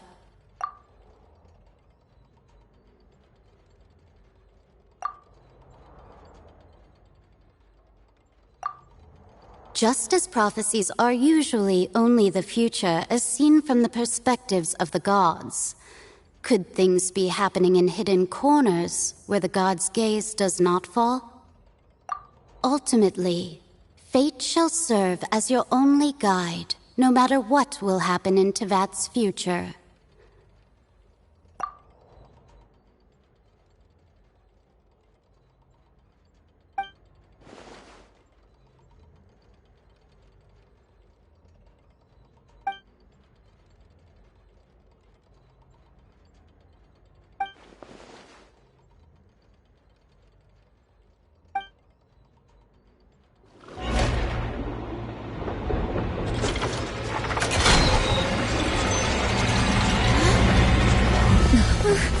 What's happening with the oratories? I believe it is preparing to carry out the death sentence.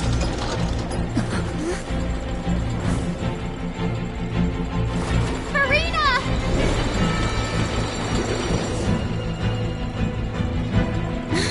No, I still need answers!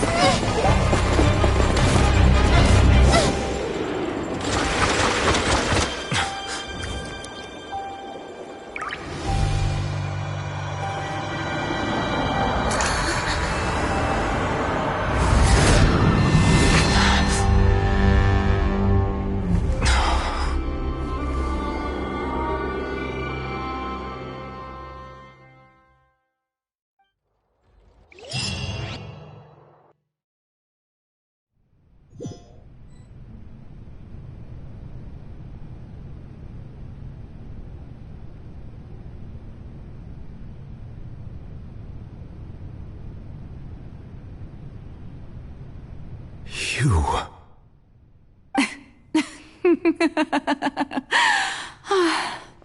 Sorry. That shocked expression on your face is just too amusing. I couldn't help myself. You are not Farina. Who are you? The sweet sound of bewilderment. Marvelous. A sure sign that my attempt to deceive everyone was a resounding success. But to answer your question, I am Focalor. You know, the god. Focalor? Why did you deceive us? Oh, that wasn't my goal, of course. Goodness, no. But I had to fool everyone else too, if I was to stand any chance of deceiving the heavenly principles. Deceiving the heavenly principles? It's all because of that pernicious prophecy. Dreadful, wasn't it? Everyone doomed to dissolve. Fontaine condemned to be flooded. One was not amused. In fact, one was positively bemused when that problem was thrust upon me by my dearest predecessor. That's the former Hydro Archon Egeria, for the uninitiated. It hardly gets more disastrous than a preordained national catastrophe, now does it? She knew full well that the prophecy would surely come to pass. And as one of the seven, she also knew full well that one defies the heavenly principles at one's peril. So yes, as you have no doubt surmised, it was a rather impossible situation that I found myself in. I spent a terribly long time mulling it over, alone on the ocean floor. And I was almost growing barnacles by the time I finally realized there was only one possible solution to this confounding conundrum. I had to outwit the heavenly principles, allow the prophecy to be fulfilled, ostensibly at least, while saving everyone at the same time. I'm a genius, I know. I can only assume that's why Egeria chose me as her successor. Although, looking back now, it was hardly the inheritance one dreams of.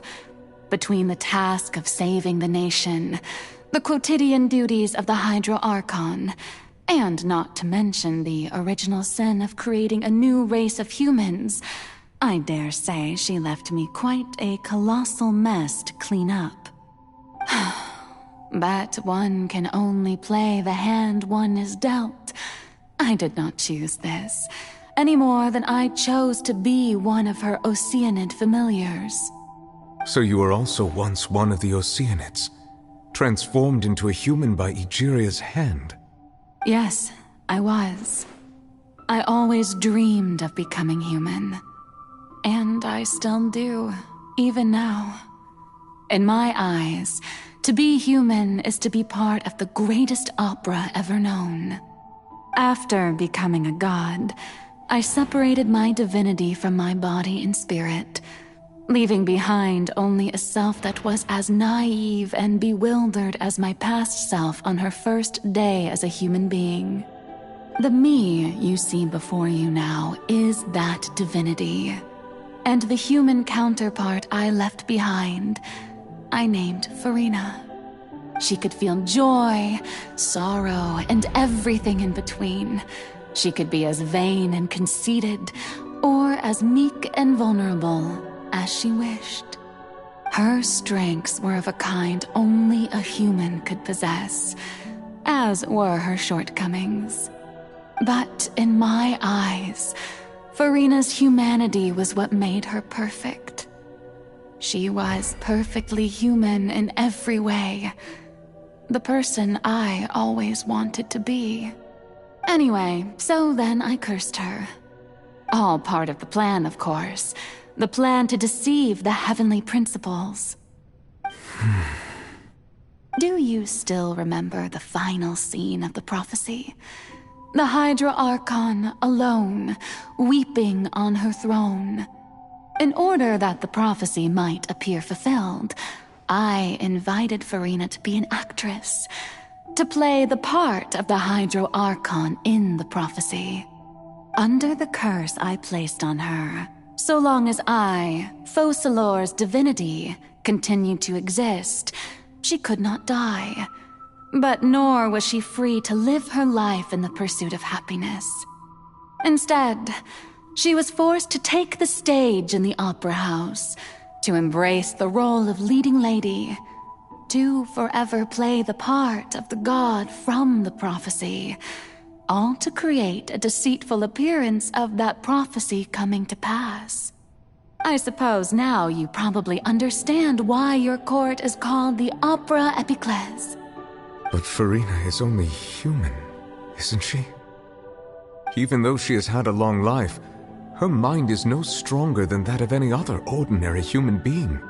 I cannot begin to fathom what she has had to endure. It must have been torture for her. It has indeed. And although she is, in a sense, me in human form, I most definitely owe her an apology for it.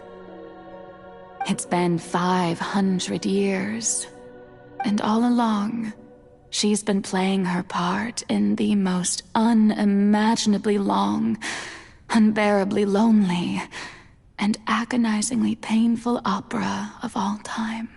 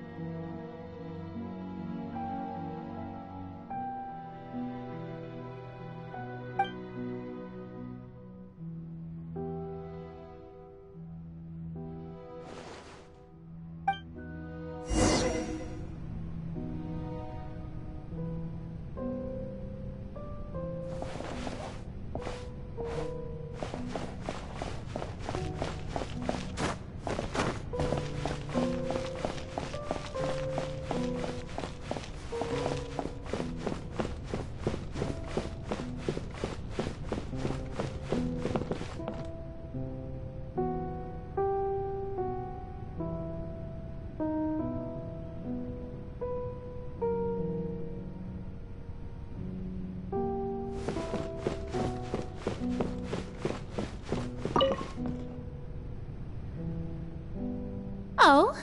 Who permitted you to come onto the stage? Now, I understand your admiration for my august self, but I must ask you to keep to the rules.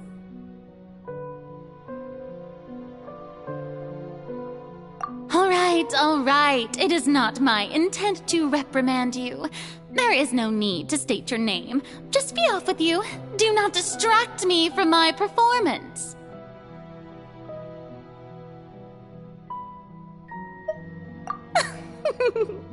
Oh, do not jest. Can you not feel it? I am Focalor. The eyes of countless Fontainians are upon me.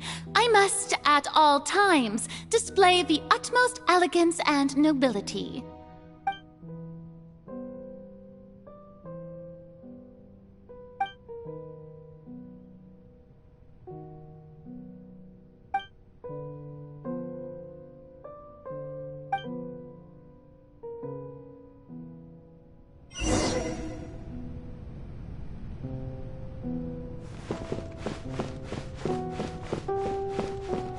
Dear audience, the performance is experiencing a technical difficulty, but worry not. The guards shall resolve it soon enough.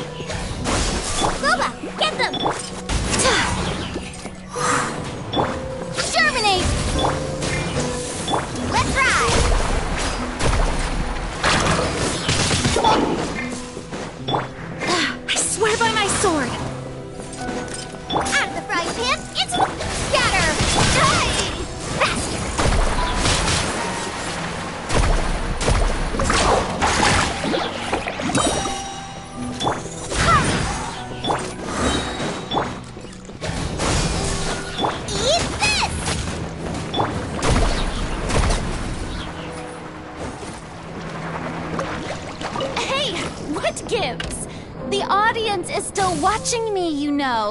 Guards? Wait, where are the guards? Guards!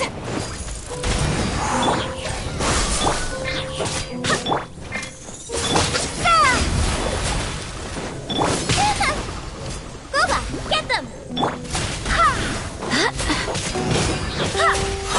Barbados, guide us.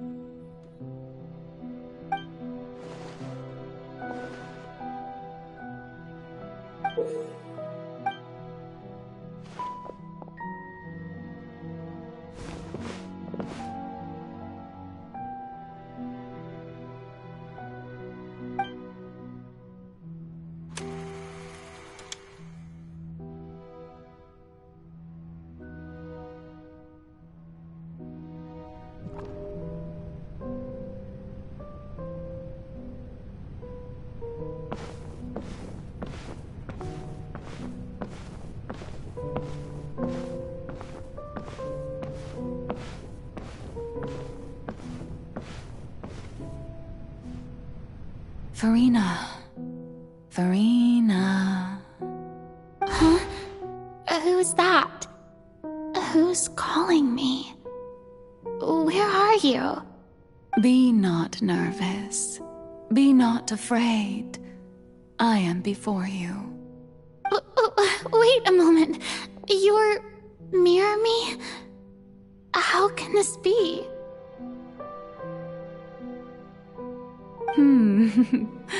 Mirror you, huh?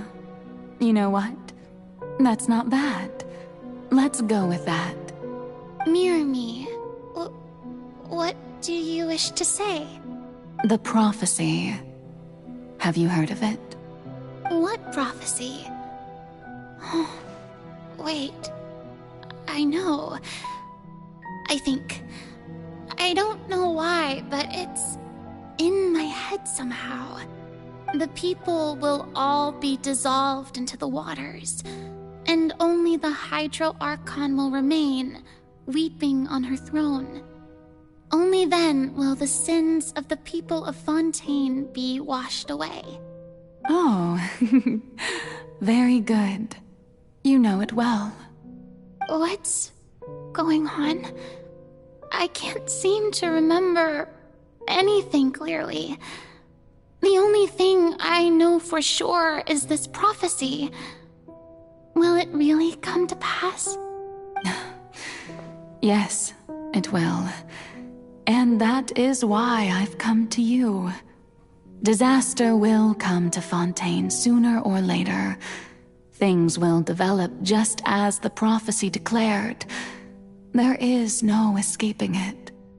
But doesn't that mean everyone will die? I'm a Fontainian just like them. Will I dissolve too? Oh, don't worry. Magical meetings exist in this world precisely to give people a chance to turn things around. It is the reason why you met me today. I will tell you how to save everyone, but you may have to suffer somewhat. Oh, so there's still hope after all. Goodness, you frightened me. You spoke so much and with so much certainty. As for the suffering, well, I will admit that the first thing that came to mind was, why do I have to be the one to suffer? But if the prophecy will come true, I'll also die anyway, right? So if I've already met you as my magical meeting in this world, if there were scales, with all the people of Fontaine on one side and my pain on the other, is it not obvious where the scales should tilt? You truly are the perfect human, my ideal. I suppose this would also be the justice that belongs to you. Huh? Don't worry, it's nothing. Listen well. Fontaine has just lost its Hydro Archon. I need you to play a role, that of the new Archon. Play as a god? That's right. You must begin a never-ending masquerade. You must never let anyone suspect your identity. If you can keep it up, then I shall have my way of defying this prophecy.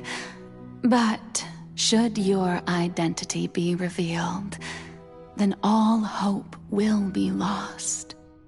But how will I do this? A human assuming the role of a god without being exposed? Don't worry. What you must do is not to turn yourself into a real god. You simply need to play the role of a god as humans imagine them to be. Being a human yourself, I'm sure you already know what such an entity would be like. Remember, your true challenge will not be pursuing divinity, but contending against humanity. I'm still not sure I understand, but I'll try. I'll try to do this. So, how long am I going to have to play this role? To accomplish this mission, you will have to stay on the stage for many, many years. You will endure and not grow old until your task ends. But I promise you, all will eventually end in a magnificent and dramatic trial, and everyone will be saved. A trial, huh? How exciting. I'll be looking forward to it.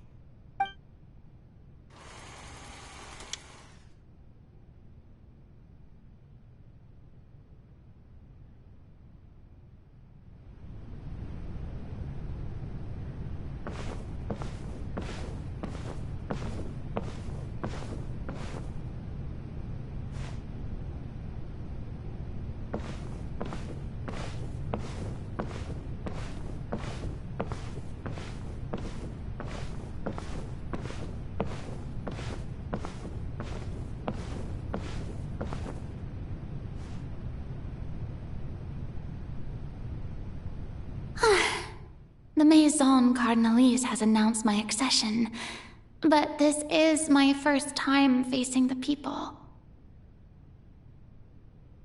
What should I say to most appear like a god? To be honest, I still don't know. Perhaps I should first try to act natural. Ladies and gentlemen, good evening, and welcome to the Opera Epiclese.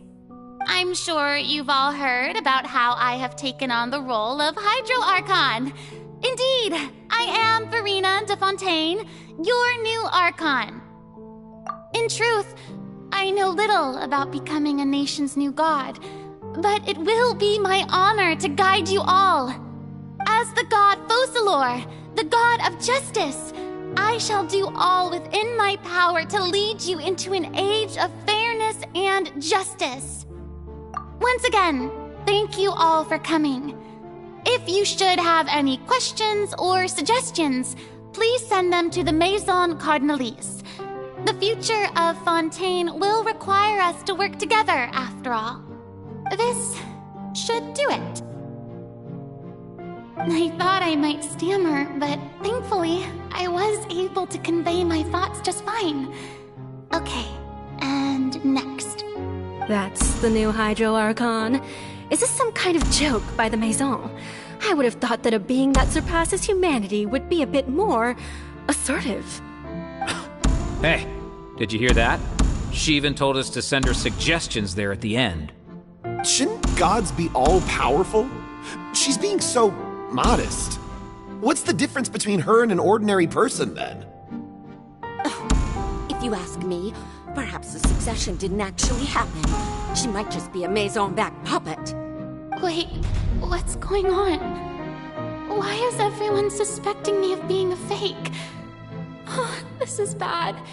If I get exposed here, there'll be no saving the people from the prophecy. Right. Mirmi said that I just need to play the role of a god as humans imagine them to be. Calm down, Furina. Think. What do the people want? How would they imagine a god to speak and act? Assertive, with a strong sense of presence. One who can dispel all doubt. That is the character I'm fated to play.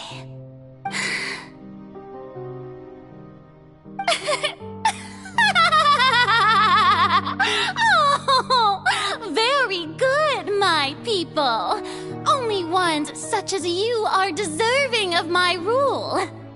Now, I was wondering if some weak puppet were to one day come onto the stage and claim ownership of this opera house, would the children of Fontaine follow them?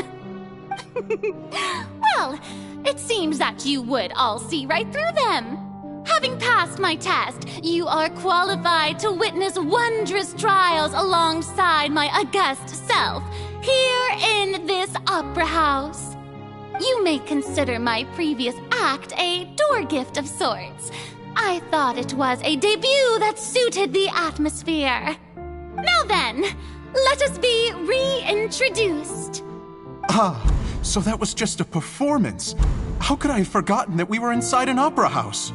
Your personality. It's quite shocking, to be honest, but I suppose it's a better look than before. Such a fascinating and bold deity. How wonderful. Our future may yet be bright after all. It seems I've turned them around. Best follow this flow and restart my accession speech. My dear people, whether you acknowledge me or not, whether you trust me or nay, I say to you, keep faith in your ardor for justice. We have heard it said that this nation's sins can no longer be washed away. Well, I say that justice is most fragrant when it blooms amid sin. The scales of justice should not weigh heavy in the hands of its God.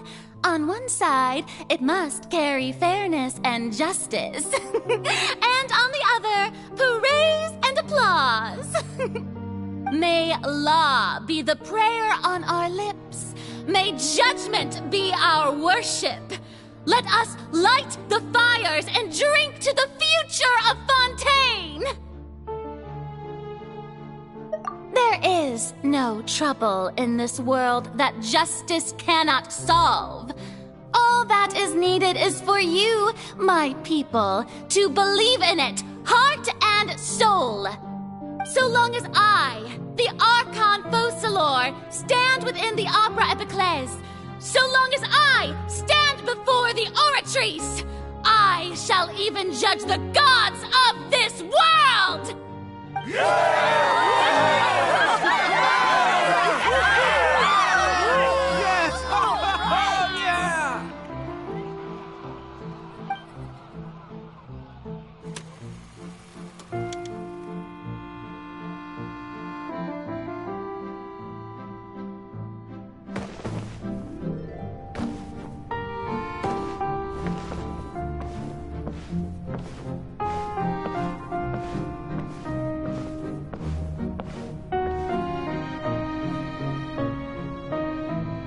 Lady Farina, here are today's case reports, as well as a summary of the follow-up for your perusal. Come now. Was I not just at the Opera House in person? Leave these kinds of things to Neuvillette. Besides, none of these trials were the one that I'm looking forward to the most. If I may be so impertinent, what kind of trial are you truly looking forward to? A magnificent, dramatic, and wondrous trial. A trial to end all things. How could you hope to understand? That's true. I fear I lack the ability to grasp your divine thought, Lady Archon. No need for fright, and do not take what I said before too seriously. Go now, do your duties. The trial I await. It will come one day.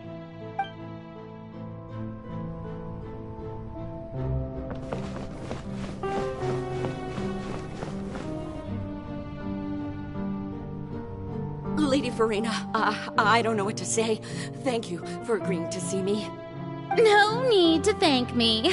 Or rather, thank your own sense of perseverance instead. Long have you stood in line to meet me, have you not? Oh, I'm afraid that's just an inevitable consequence of my divine charm. All right, Deoteria, is it? How is your son's illness? You remembered me, and you knew of my family, too. He is doing much better now. In fact, he is far more of an ardent believer than I. He was the one who forced me to seek an audience with you, and to bring your words back to him. Oh, good. Very good. If this should happen again in the future, please do not hesitate to come and tell me. Going down to citizens' homes every so often, while not usual practice, should serve as a fine change of pace. You're such a gentle and wise god. Thank you once again, on behalf of my son.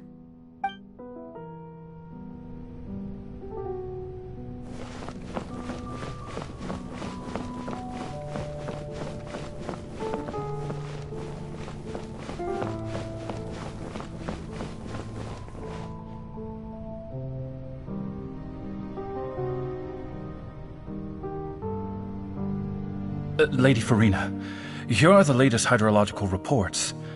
As for the specific parameters you asked to take note of, I'm afraid things still don't look good. I see. It's as I thought, then. As your god, I did already expect this, but I wanted to see how far your human wisdom would allow you to analyze it. All manner of signs indicate that the prophecy will still come to pass. Forget it. That's not something you need to worry about right now. Well, as I understand it, the Fontaine Research Institute is also trying to find a way to counter the rising water levels. Really? Have they found anything? I'm afraid that they haven't found any effective solution thus far. Oh, is that so? Well, no wonder. This issue has reached the realm of the gods, after all. Still, their spirit is praiseworthy.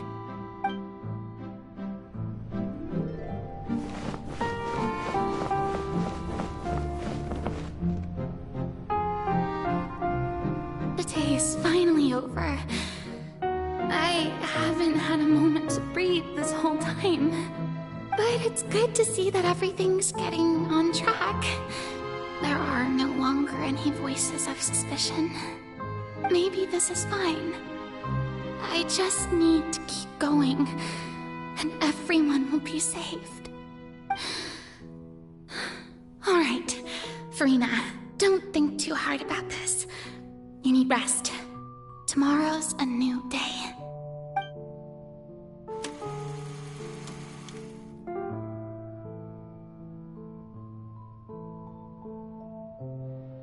Lady Farina, here are the new trial reports for the latest cases, as well as a summary of the follow-up.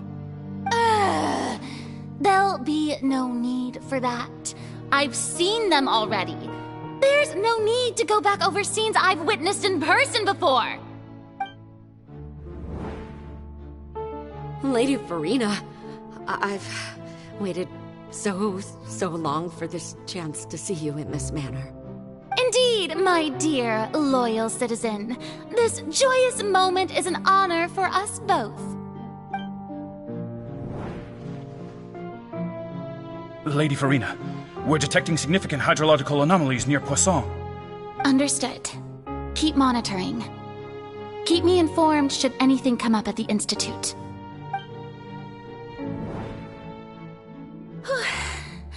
I don't think I let anything slip today.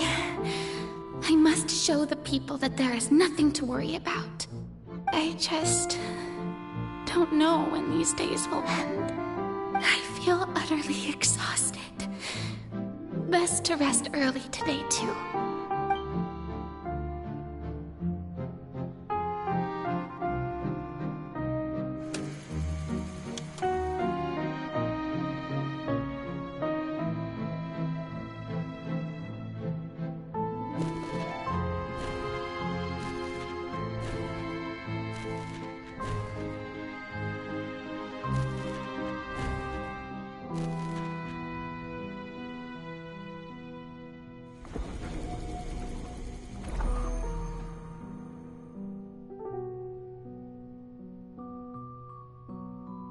Lady Farina, it's like a dream being able to speak with you up close like this. I've heard that the first member of our family who was honored to receive an audience with you was Madame Deoteria, almost 20 generations ago. And what a fine family yours is indeed. It brings me great joy to meet such a faithful believer. A descendant of a line most ardent. Surely you exaggerate, Lady Farina. My lady? What is it, good citizen? Oh, are you crying? Oh, really now? I didn't even notice. This must be the overflow of hydro from my person. Well, can't quite help being the god whose dominion is the waters, can I? No wonder. No wonder. A manifestation of your power, then. Oh, Archon, I am honored to have witnessed it. Honored indeed.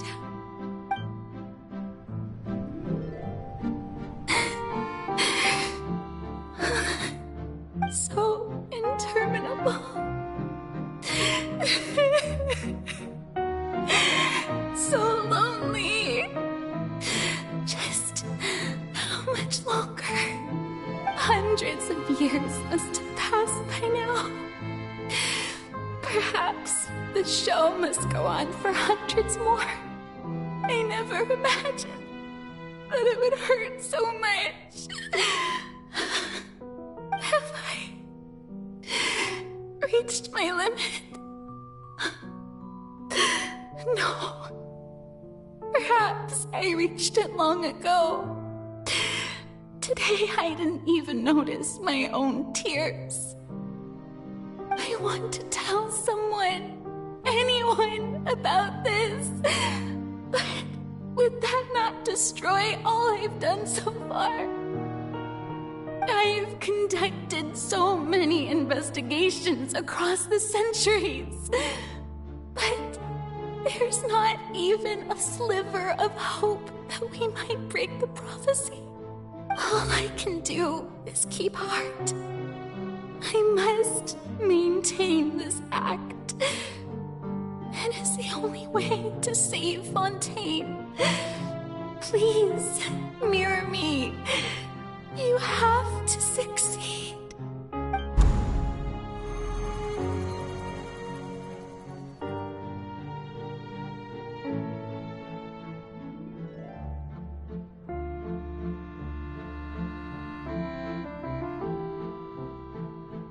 Farina, you don't have to shoulder this burden alone. Although I don't know what you might be keeping from everyone, your people are more than willing to share your burden with you.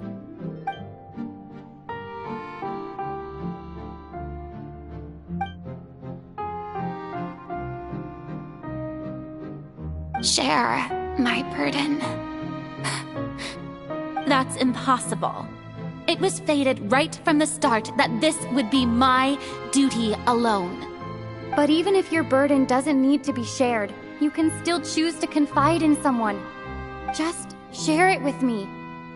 I'm what you'd call a witness. A witness? Yes, I've heard that you came to Tevat from beyond the stars, yes.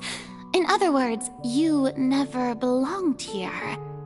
And if Tevat is, in its entirety, a show on a stage, then you're just a spectator, aren't you? If that's the case... She's right. I could confide in her, couldn't I? But if things don't play out as expected, the people of Fontaine will be the ones to pay the price. No, Farina, you shouldn't be selfish. But what if it's really alright? Farina, you've worked so hard for so long. Surely it would be okay to put yourself first for once. Just this once. Is it such an outrageous thing to do anyway? To find someone in whom you can confide your frustrations and sorrows? Surely it could not hurt. If you let this opportunity slip through your fingers, it might never come by again. Think about it long and hard.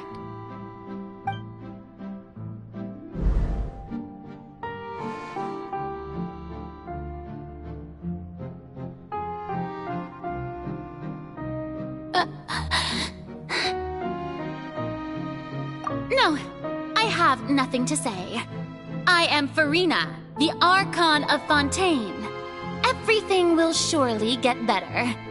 All you need to do, dear spectator, is to witness my performance until the curtains fall.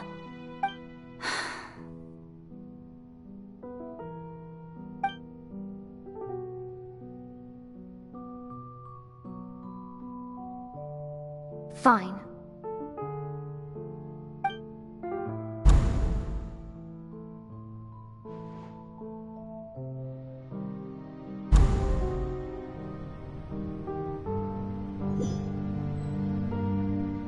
So even Farina doesn't know the truth? You've never once let her in on the full plan? Yes, it had to be done. To deceive the heavenly principles, you must first deceive yourself. She did very well.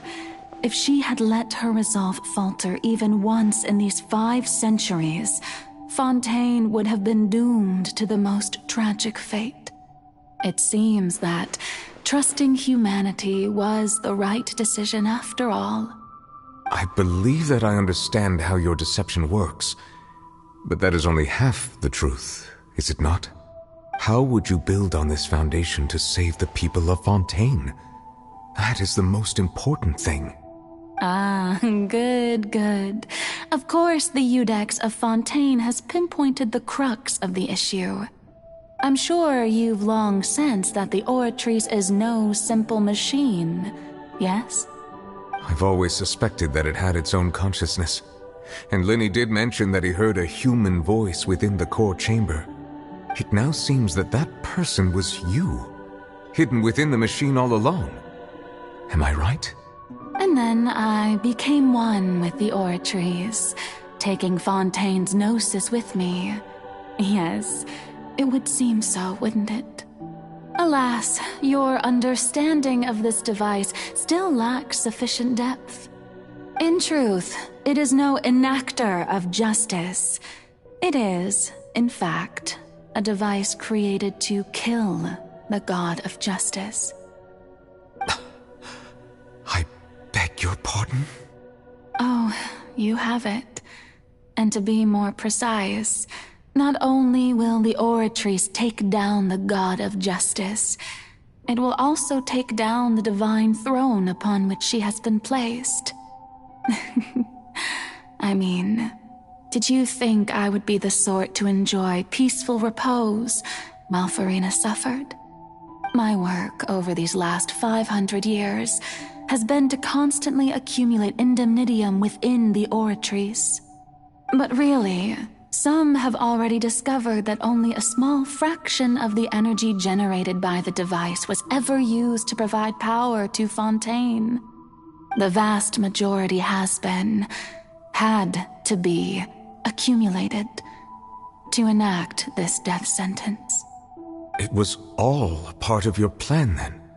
Both the trial and the sentence? Indeed. This power, accrued over 5 centuries, could have sustained Fontainians for millennia had it only been used for that purpose. Almost all of it has now been stored within the oratories. But only power of this magnitude could hope to destroy the Hydro Archon's divine throne, shaking the rules established by Celestia and breaking through the institution that is the Seven. So the Oratrice's call for death was for neither Farina nor Focalor, but for the Hydro Archon.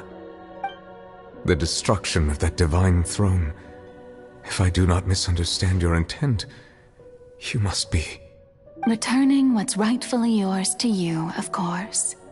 In other words, this was all done to return the authority of the Hydro Archon to the Hydro Dragon of this planet. But...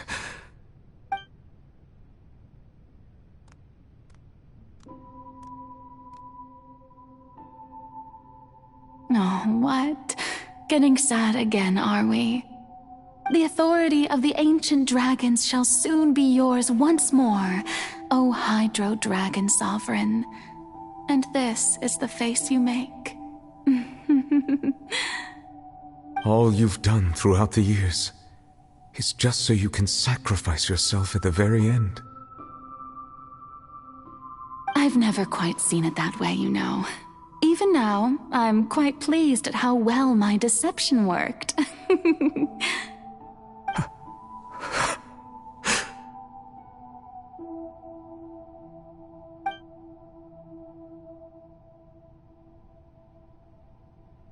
Hydro Dragon, don't cry. I must say, had it been within my rights, I would have loved to judge the heavenly principles themselves. Were they not guilty of essentially the same crime? Egeria stole the power of the primordial sea, and the heavenly principles stole the power you ancient dragons possessed. I, for my part, am the god of justice. And is it not just that your original powers should be returned to you? Speaking of justice, I have always believed that justice lies in the process of pursuing human existence itself. So, if the theft of the primordial sea's might was Fontaine's original sin, then, leaving matters of procedural right and wrong aside, the descent of the Fontainians as humans and their right to exist in this world would be Fontaine's original justice. In other words, existence was Egeria's justice, and to me, justice is the continuation of that existence. Defying the prophecy and ensuring that Fontaine's people shall live on, that should be the justice enthroned over all others. At this point, we, whether it be myself or all other Fontainians, have shouldered the burden of this sin for far too long. Iudex Nervillet, the highest judge in our land, when you regain your full power as an elemental sovereign, what verdict shall you pass upon us? So when I was invited to the court of Fontaine to serve as Iudex, I see now that that was your idea too. At last, I now understand the true purpose behind this position. In the beginning, I was uninterested in human existence. But these 5 centuries of living alongside them have gradually brought about mutual understanding between us. And I have even attempted to feel as they feel. You are a devious one, Focalors. Things being as they are, surely you know that I could never declare them to be guilty.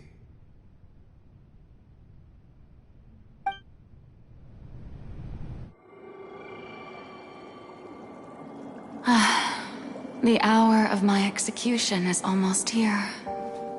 For the sinner, the curtain call has come. I know I may not sound it, but faced with death, I find myself a little afraid. Perhaps this is one thing both gods and humans have in common.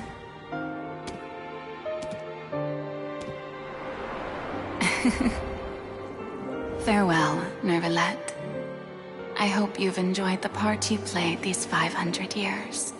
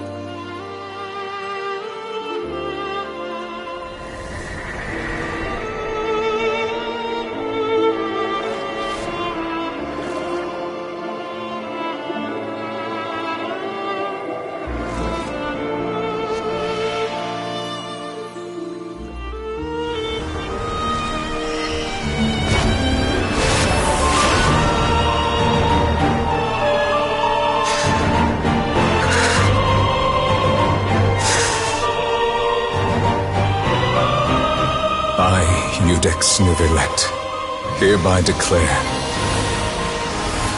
people of Fontaine, your sins are forgiven.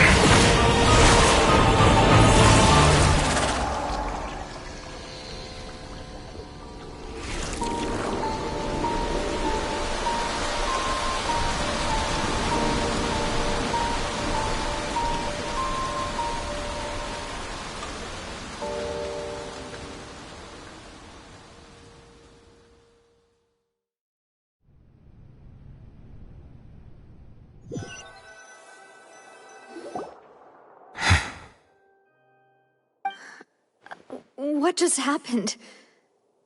Has the death sentence been carried out?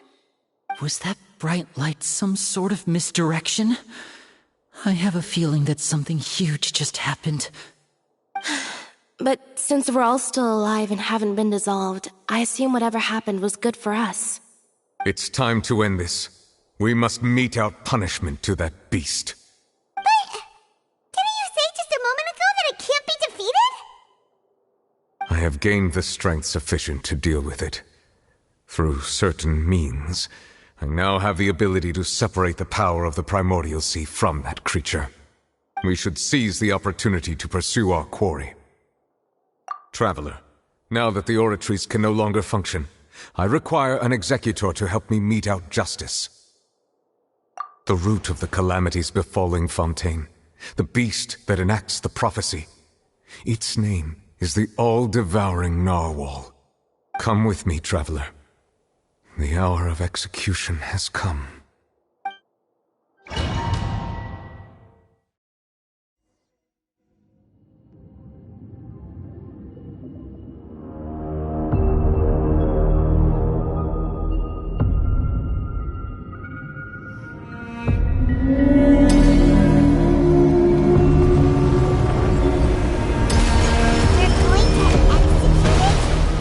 But how are we going to do that? It's huge!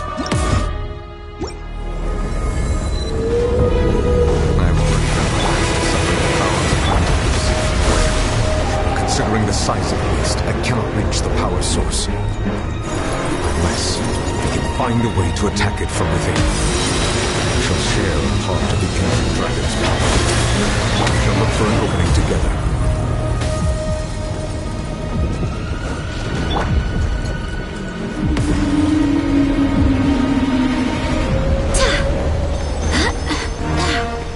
I can feel its sorrow turning into hostility.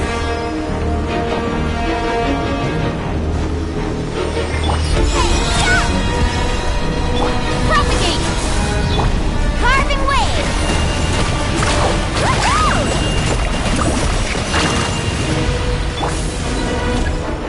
Go as one! Scatter! Let's ride! The all-devouring narwhal cannot resist its instinct to devour. Continue to trigger its hostility. Attention, presents. Propagate! Off we go!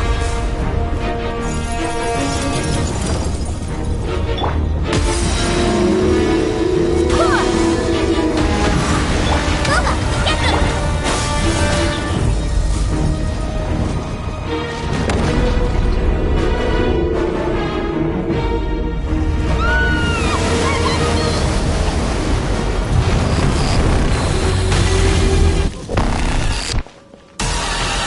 Why is there a hole thingy over there?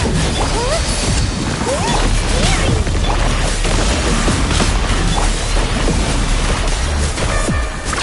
Amazing!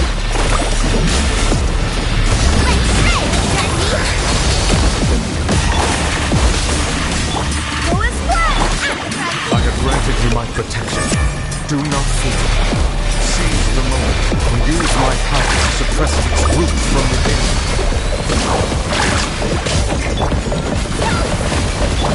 Scatter!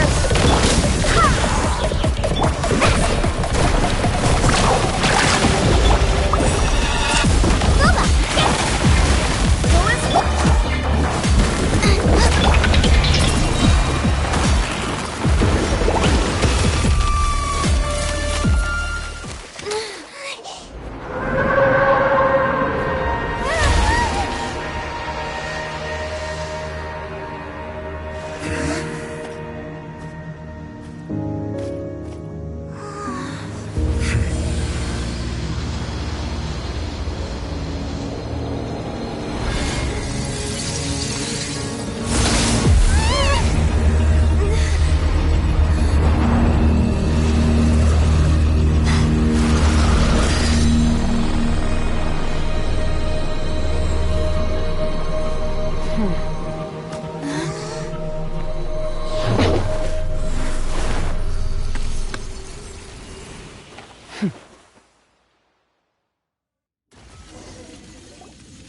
Thanks for helping with the cleanup. It should have been my job, but... oh well. It was just supposed to be a short private training session for me. I didn't think that my disciple and my master's pet would start brawling in the meantime. Well, actually, I had a feeling that it would happen at some point, but they bumped into one another earlier than I thought. What a blunder. I suppose I'll have to swing my sword 3 million times as penance. That power. Who are you exactly? Paimon has an idea. From what she said earlier, she must be Child's master. Skirk, right? It's just that he gave us the impression that she was the less talkative person. I simply did not have anything to say to the weak. But you, on the other hand, managed to defeat the all-devouring narwhal without using power from beyond this world. So you may speak to me as equals.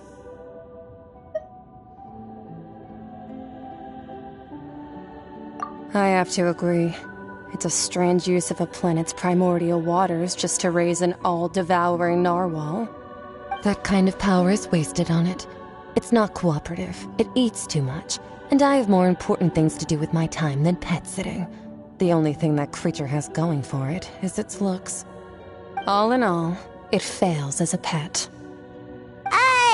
Miss Skirk? I think you might have missed the point. The point being? Well, destroyed an entire nation. So what sort of person is your master? Well, child's master's master. Wait, is that right? Oh, right. So you don't know him. Sorry, I assumed you did. His name is Sertologi. Huh? I am unfamiliar with that name. Huh. So Master isn't sufficiently famous. How should I describe him then? Have you heard of the name The Fowl? The Fowl? Still nothing? Well, how about the Visionary? Vetterfulnir then? Or Gold Rhindaughter? Ooh, that one we've heard! Rhindaughter's part of the Hexen Circle. She's Albedo's mom, right? Oh, so you do know that name. To be honest, I also heard all of those names and titles from my master. I don't actually know them either. But I suppose you understand now, yes? My master is likely a similar sort to Rhindaughter. They are both pursuing some form of perfection. Wait! Didn't you also mention a visionary person? Paimon didn't quite catch their name. Actually, never mind that. I believe it expedient to inform you that the all-devouring narwhal used up nearly all its strength fighting you. Such roiling hydro energies will prove difficult for the planet's deep seas to digest. As such, the Fontaine back on the surface has most likely been thrown into chaos. In other words, the prophecy that you've been fretting over should now be in full swing. What?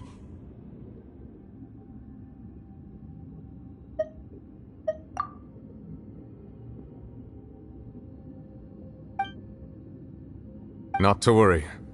Focalor has already managed to deceive the heavenly principles. In the end, the people will all be dissolved into the waters, and only Farina will remain, weeping on her throne.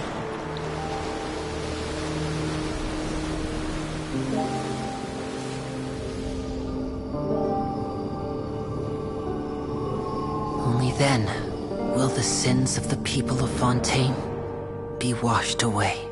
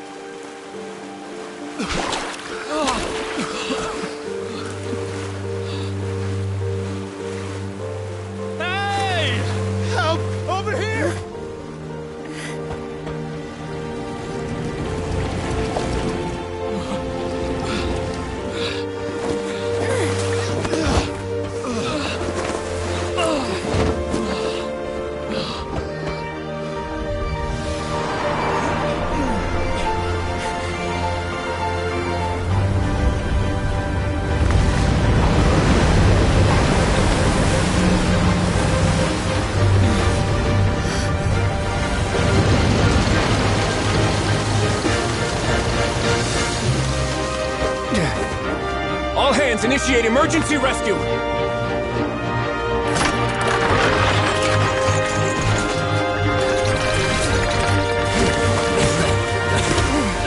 Hurry!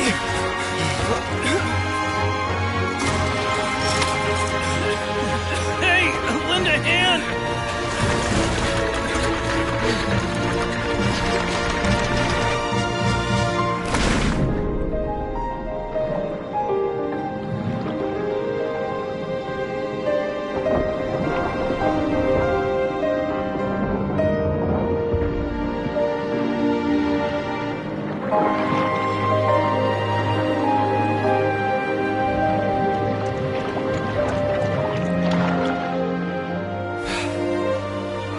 Look! The water's receding!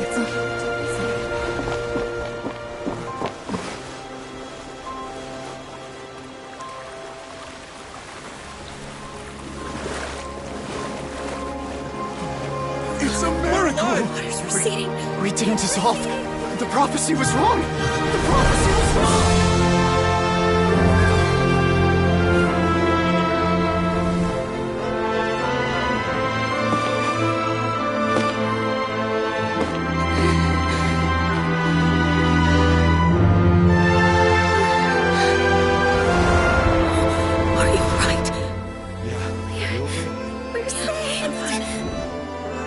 The prophecy was wrong.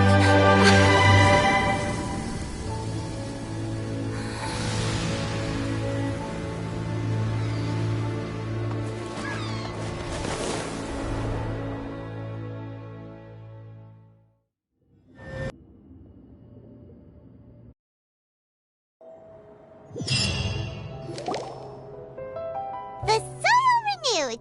The Spina di Rosula talks post-disaster rebuilding. I recently visited Poisson to meet with Miss Navia, spokesperson of the Spina di Rosula, and we spoke about Poisson's present and future. Old soil can still give birth to new bloom, Miss Navia stated. Hope is like seeing a small cookie when you're starving late at night. You just need a little of it. Skyship Winglet, boon or bane of the Fontaine Research Institute. The various disputes that have arisen on account of Mr. Edwin have suddenly become a shield over the Institute, with Jurier turning out to be a once-overlooked hidden gem. People always call the first researcher mad, but few know what to call the second. And should that latter person achieve a miracle, they would find it all the harder to find a word with which to classify him and his team. Wow! Paimon barely recognizes the people in the reports. Are those really Jurier and Navia? They sound like real big shots. What do you think? Pretty enthralling, huh? The Steambird's idea was pretty simple. With the disaster just having passed, we would print a free edition packed to the margins with good news to calm people down. The value for these big scoops lies in their inevitable follow-ups. We'll publish further reports and go into the stories behind those people. Edwin's assistant, Jurier, created a true flying ship, while Navia is leading people in the reconstruction of their home. I'm sure that these stories could draw even your well-traveled eye. Paimon's curious too! Wait a minute. Didn't we watch everything happen from start to finish? What's there to be curious about? And that's exactly why I'd like you to come conduct interviews with me. You're the best incubators of news, if you haven't noticed. And also, with you around, I'm sure I'll get to see that Duke. Are you sure? Hasn't he turned you down several times already? Oh, this time will be different. Come on, let's head to Poisson first, and then make a trip to the fortress. There are some things you'll only know when you get there.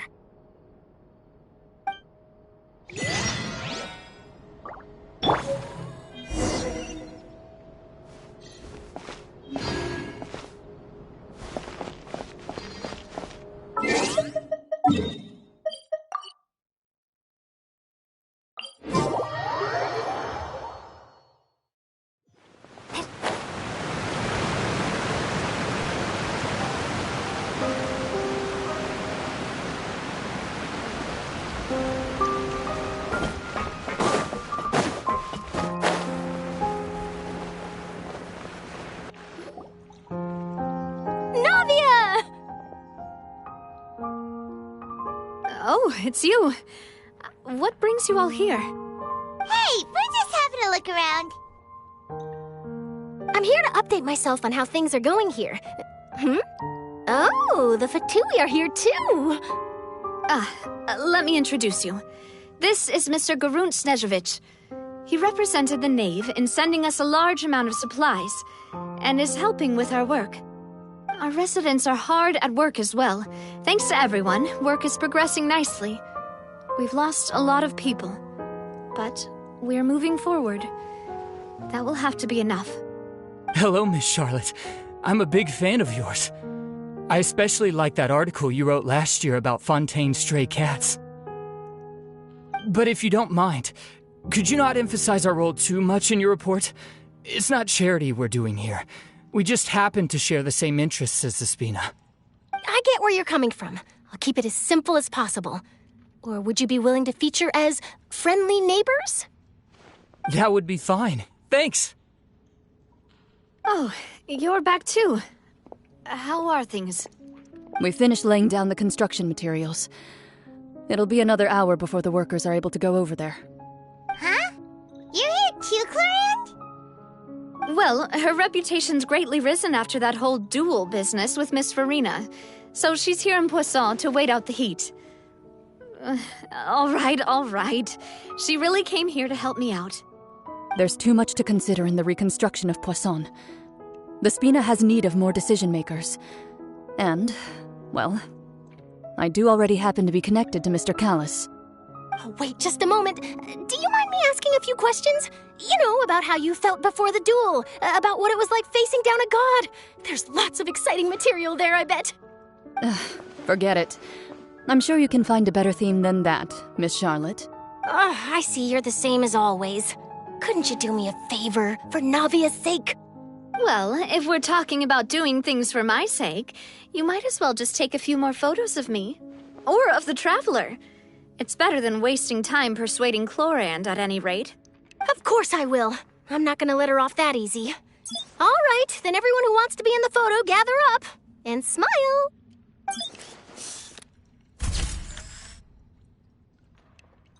How did it go? Was it a good shot? Did Paimon look cute in it? Not bad. Your addition really helped the composition of the picture. All right, hang on a moment. Let me snap a few more shots.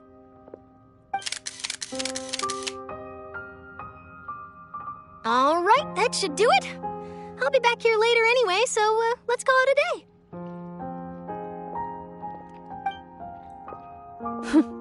You're very quick. Speed is of the essence when it comes to the news, and freshness is the key. Also, not to brag, but I'm pretty good at building connections. Who knows? I might eventually get that interview with you after all, Miss Chlorand. Wow, you really do have that never say die spirit. I'm impressed. I'll hazard a guess that this is how you got that interview at the Fortress of Meripede. Whoa, you're well informed. Let me make a guess, too. I asked Sijuin, who told Monsieur Nervillette, and he told you, right? That's a very complete information chain.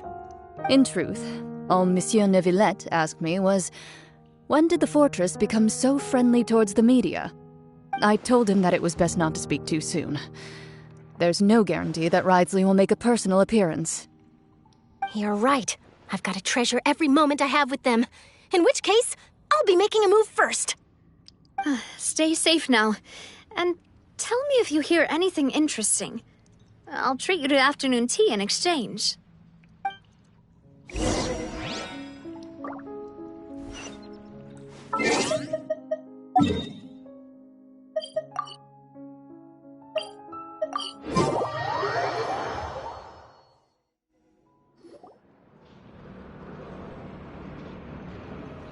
Wow, guess we're here again, huh?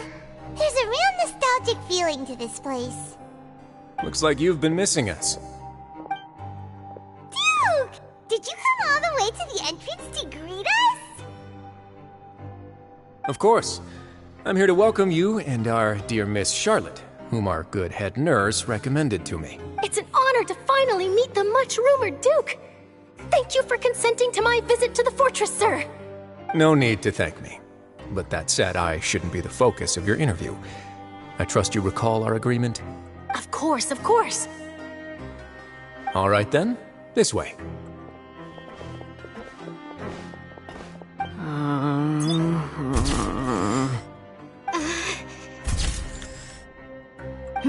Hey, no need to be so nervous. I've already taken all the photos we need. Miss Charlotte, do these pictures really need to be published on the cover of the Steambird? It would seem that Miss Lorvine doesn't want her face to appear beside that of Mr. Jurier, Sir, please don't say things like that. But it looks like dear Mr. Jurier denies it. Might this interview be very important to you, then? No, I just... This is my first time being interviewed, and I'm very thankful to the Steambird for... Now, I might not look it, but I actually did meet Mr. Edwin once. And I'll be honest, I enjoyed chatting with you more. You've definitely got more of that genius vibe going on. The boat that brought about a miracle, the ark that saved the people. Why, you recreated a myth back there, like an emissary of legend. Still, if I might ask, where's that flying ship now? Huh! Looks like Charlotte's trying to get herself another exclusive scoop. I have to apologize, but that ship is presently in the bowels of our factory. I'm afraid it won't be easy for you to get a shot of it. Really? Well, then in that case, could I have an interview with you to make up for that loss? You already know my answer, I'm afraid. Best you interview our head nurse instead. Or perhaps you'd like to take another photo of this couple of researchers? Did you really have to use the word couple? Well, then, 2 solo photos will do. Is my hair messed up? Please, someone help me have a look. Things sure are getting pretty lively here. We've seen this kind of thing before.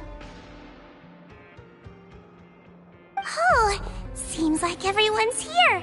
Would any of you like to try this new drink I came up with? Ah, Siegeween. Hey, Miss Charlotte. Why don't you, take some pretty photos of our head nurse? Sure. Come on, Miss Siegeween. Over this way. Let's find a brighter spot. Huh? Sure. Do I have to smile? So, how have things been at the fortress? Same old, as you can see. Fontaine's undergone some changes, but this place is still more or less the same. Other than that flying ship, it got a tad too much attention, I think. That's why I decided to let the interview go through. We should direct more public opinions toward the behind-the-scenes heroes. Am I right, Mr. Jurrier? Miss Lurvine? You're too kind, sir. I believe that you too should have your day in the sun. Not that you would want that, which is a pity. I'll just leave the spotlight to you two.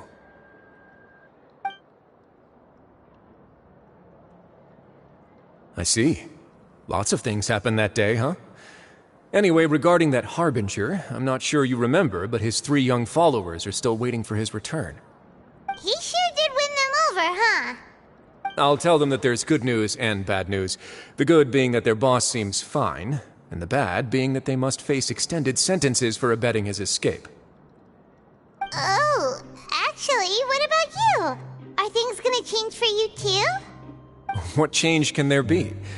The fortress will keep chugging along, and so will my duties. As to what Miss Farina's departure will mean for the nation, and if our laws and governance will be transformed, we'll leave those to the folks in the overworld. Hey everyone, the photo shoot's done. Good. In that case, let's call it a day here. Thanks for your cooperation. Come on, Traveler, let's go. Till next time, everyone. There'll be a next time? Maybe. Who knows? I might write a story about the underwater factory next time. Until then. All right. Last stop, the docks.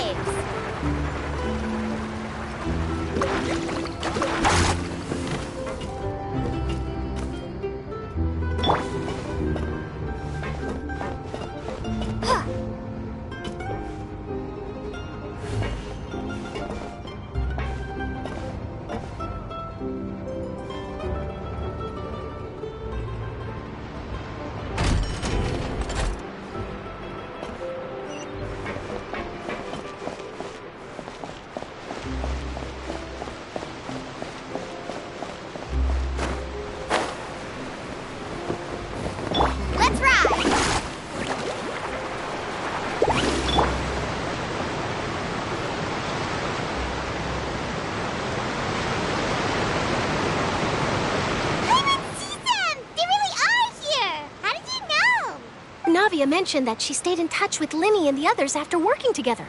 Apparently, they've been at the docks distributing these strange pockets the whole time since. Traveler, Paimon. And Miss Charlotte, too. Would you like a magic pocket? What sort of gadget is it?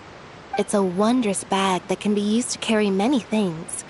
The water level has returned to normal, but if you see any of your things floating around, you can use this to carry them. Or you could trick a friend into doing it for you. Trick a friend? I wonder which of my friends would fall for that.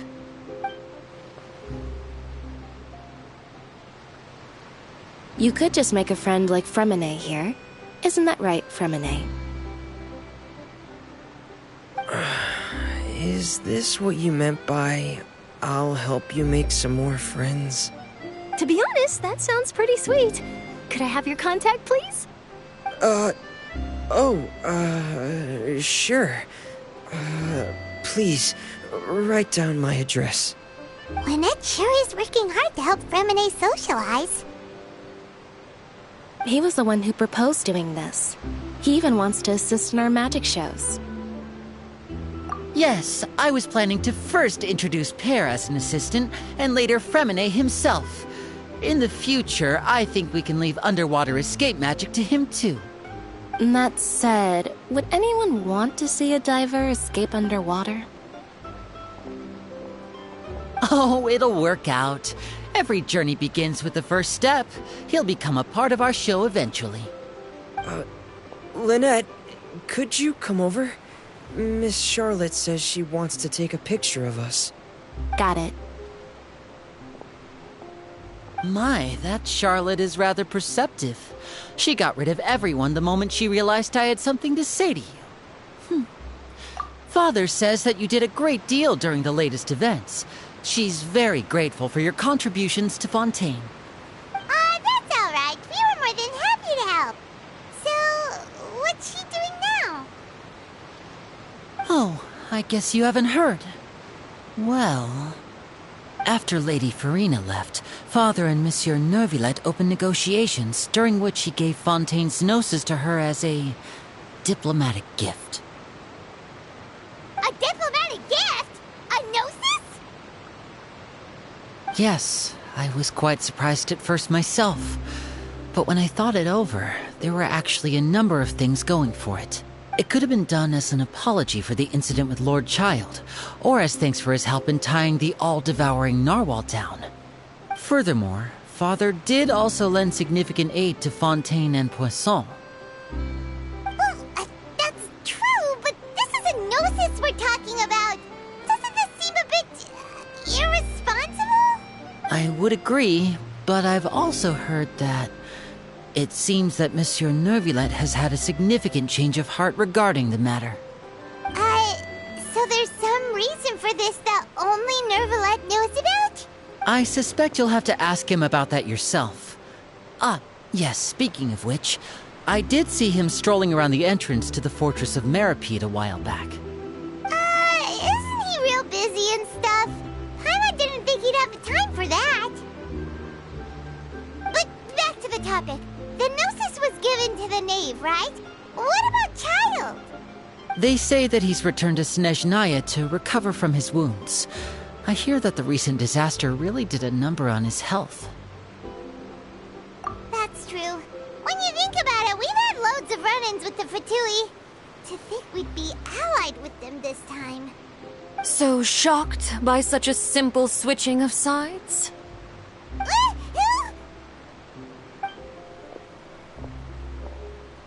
Father! Well, what do you know? Come to the docks to see how my children are doing and meet the Traveler by chance. Please do not pay my accomplishments in Fontaine too much mind. I would have done them regardless. Are you going to take the gnosis back to Snezhnaya? That is our duty as harbingers, yes. Don't be too preoccupied with sides. The goal of the Fatui concerns not a single place or person, but the entire world. With such a grand goal in mind, it is inevitable that we must wear many masks. Switching my masks is something I've always done. Well, that depends on many things. No one truly knows what the future holds. What good is honesty if you can't rely on it forever? As for you, I very much look forward to our next collaboration. Good things cannot be achieved alone, and you've proved yourselves to be great partners. A vision? All right. I'll remember to return it. Thank you for keeping it safe for him this entire time. And that's a wrap for me. Huh? You're...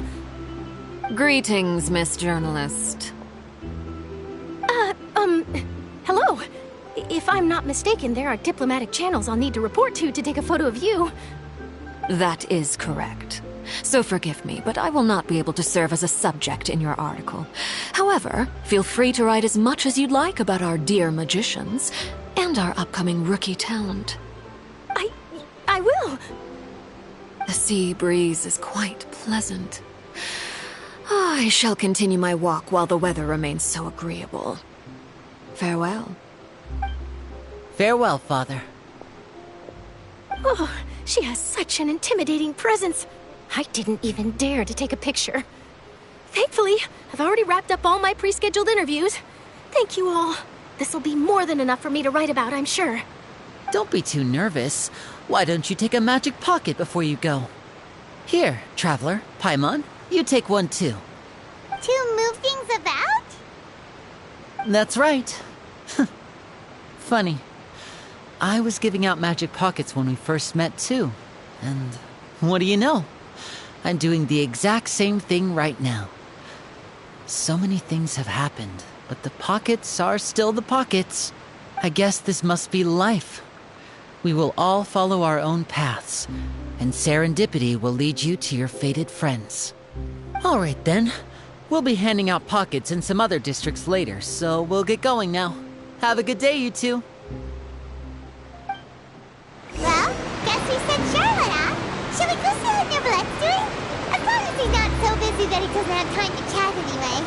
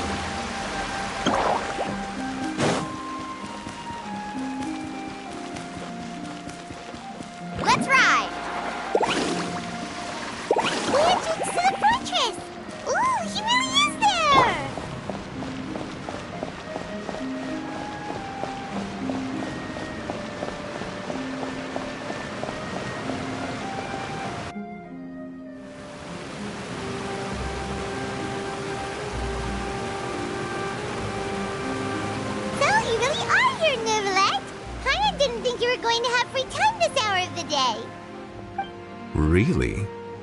Oh, I suppose you must have met Mr. Linney. He took the time to greet me earlier when he passed this way. In any case, you came at a good time. I was just considering reaching out to you to set up a meeting, so I may explain some things that I haven't had the time to before. Aw, Paimon's glad that you remembered. Thank you for keeping us on your mind, what with you being busy and all. Alright, let's have it then. How was Fontaine actually saved? The whole business is still quite the mystery to us. It is strange how words can often leave a bitter taste in the mouth when it finally comes time to say them out loud.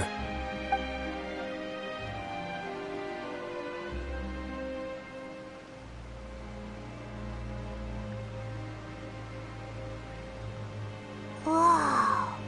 So that's what happened? Focalord destroyed the divine throne of the Hydro Archon and restored your power to you, transforming you into a fully fledged elemental dragon sovereign. But Paimon still doesn't quite get what you did to save the Fontainians from dissolving. For me, the authority of the ancient dragons refers to absolute control over the hydro element. Fontainians were incomplete humans born of Egeria's use of the power of the primordial sea, with constitutions similar to that of mimics.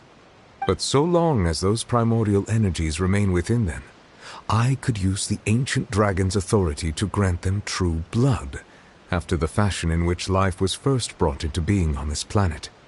In other words, when I gave my verdict, Fontainians became true humans, and thus would naturally no longer be dissolved by water from the primordial sea. Focalor must have counted on you to make that decision as well. Your verdict was the key to making the prophecy appear to have come true while saving everyone.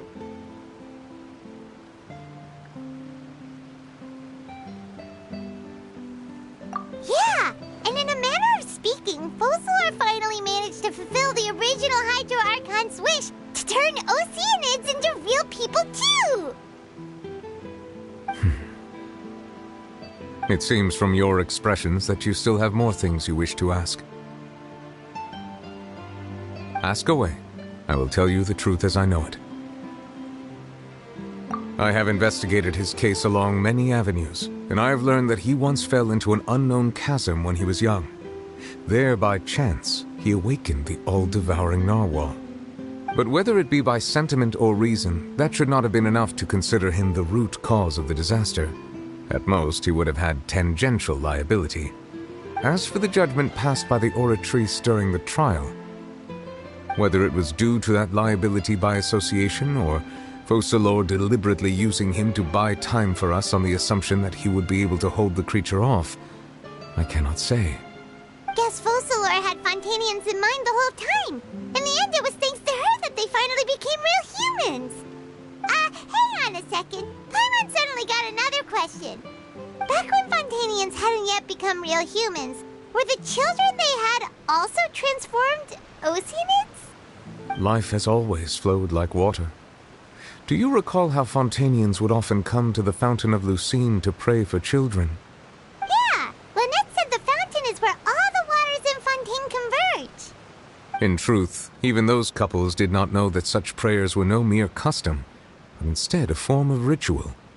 Those Oceanids who were blessed within the spring water would later descend as new humans in the coming months. Paimon sorta gets it now. Either way, seems like this ritual won't be of any further use, but it'll probably live on as a local custom. Ask away. I will tell you the truth as I know it. Yeah, about that. Risley said Farina has already left. What's that all about? Ah, Lady Farina. The people are only aware that her death sentence has not been carried out. She abdicated the post of Hydro Archon and left affairs related to that title to me, before leaving the Opera House. I related Focalor's words to her faithfully and completely. After hearing them, she seemed neither saddened nor comforted. She simply said that she was tired and needed to rest. Having said that, she then packed her things and moved out of the Opera House, not unlike how an ordinary person might. But she's still got a place to stay, right? You need not worry. I will make arrangements to ensure that she will not want for food, clothing, board, or travel. In truth, I am somewhat happy for her. The wear and tear on her spirit will, of course, take time to heal. But now that she no longer has to play the role of Focalor the Hydro Archon, she can finally lay down her burdens and lead a normal life. What about you then? What are your plans now that you've regained your full powers as the Hydro Dragon? After Focalor passed on, the Oratrice also ceased to function. This matter will directly affect our trials. After much careful consideration, I've decided to take over its role in our courts. From now on, I shall hear cases and pass verdicts by myself. Looks like you're still considering stuff from the perspective of the Udex, huh? As an elemental dragon, there are indeed many things that I must do. But this power and this duty, in a manner of speaking, you could say that both were granted to me. As such, before I attend to my other responsibilities, I must first and foremost continue to serve Fontaine as its highest judge. The duty of the Hydro Sovereign and the duty of the Udex shall coexist within my person. Additionally, the Hydro Archon's departure has brought about another problem, which is that the Opera House shall no longer produce indemnitium. That's true. That power was derived from the people's faith in the Hydro Archon, wasn't it? Wait, but the various mechs and machines in the city are all still okay. Where are they getting their energy from?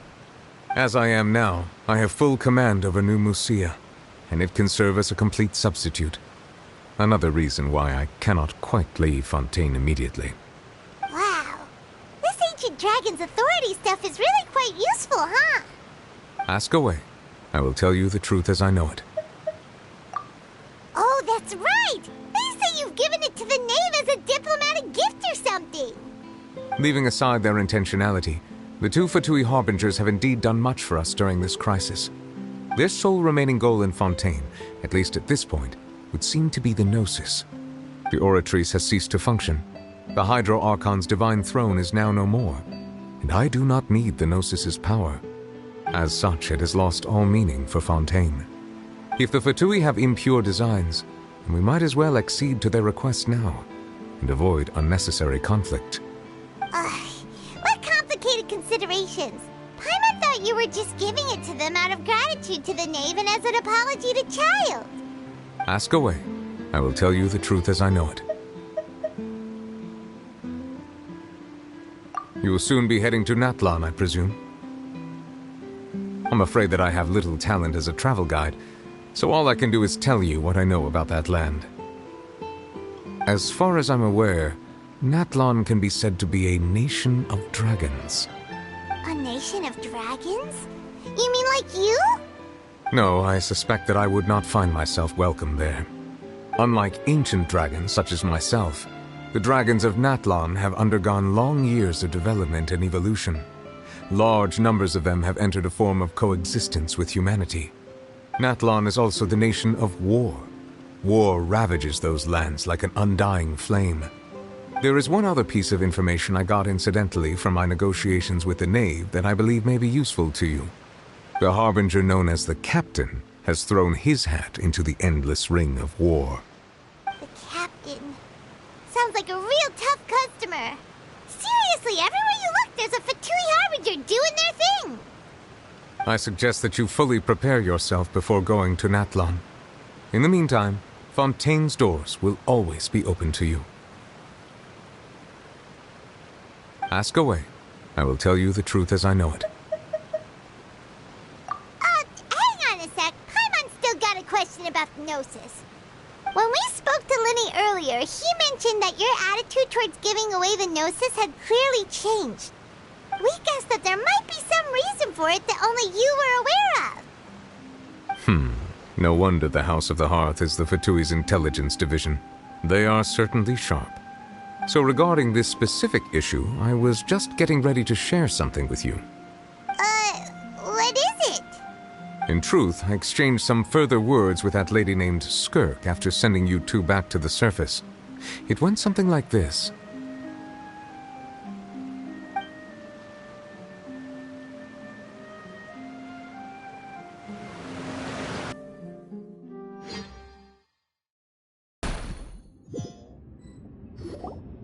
Well, we're going to head topside to see what's going on. You hurry over soon as well, all right, Nervalet?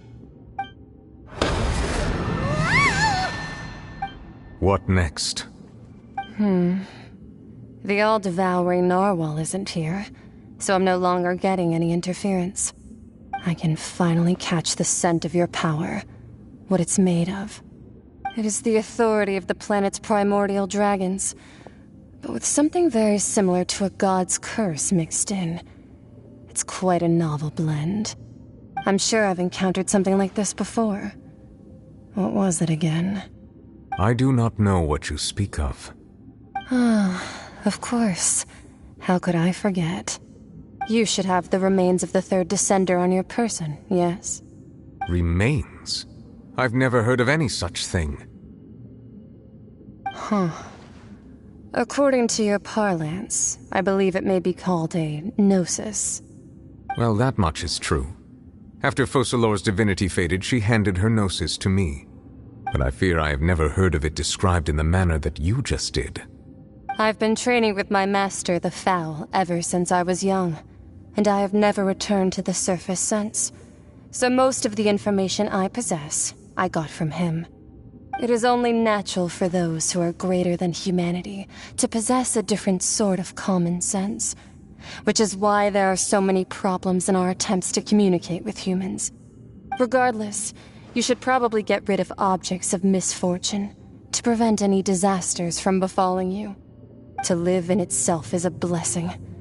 But once a person dies, the bonds he once had with this world shall all turn to curses. What do you mean by that? No need to fret. These are just my personal thoughts, and my reason for no longer wishing to return to the surface. This third descender you refer to, who are they? And when did they die? Master never mentioned them to me. Perhaps it just wasn't that important for me to know. If you're interested, though, I could ask him. I'll be sure to pass the answer on to you next time. Next time? You believe we will meet again? I do. Wait. I have a disciple of my own, don't I? He can be the messenger then.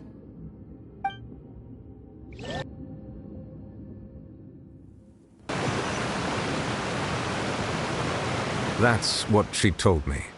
Whether it would prove useful or not, I wanted to pass that information on to you. The remains of the third descender? So that's what the Gnosis actually are. Paimon just thought they looked like chess pieces. How could they be a person's remains? All the same, assuming that there was no misunderstanding or special metaphor at play, that is what she meant to say. And she said that it would bring misfortune and that you should check it, which is why you gave it to the Fatui. If she speaks the truth, then I would simply be putting Fontaine at unnecessary risk by keeping it here.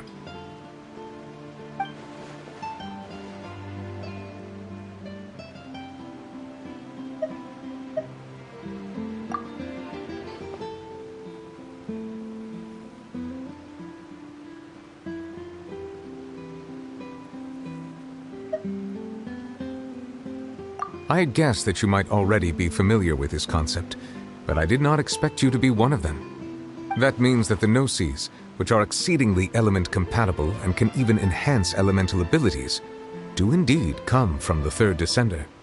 I wonder, does your body also possess similar properties? Like being able to use elemental powers without a vision! That does sort of count as special compatibility, right? No, let's not think about this stuff right now. It just feels creepy. Comparing the Traveler to the dead third descender and all. That's what you say, but this topic still feels like bad luck. Once Child recovers, let's get some more answers out of him. Or go look for his master and get the answers that way. I too believe it unwise to make too many blind guesses when information is lacking. The same is true of being at court. All right. Whatever the case, it seems like the crisis here in Fontaine's over for now. Yes. All of Focalor's efforts were for this moment as well. But she sacrificed herself in the end as a god, and she suffered through all those years as a human. Was that really what she wanted? I suppose that would be the mystery of a god's will. I suspect not. But once in a while, I too would guess that if wishes were like the clouds in the sky, they will one day return to the earth as raindrops. Life flows like water, and rain is the final answer. The water levels may sometimes tilt one way or another, but the rain falls fairly upon all. And what, ultimately, is the difference between the rains that fall upon all of us?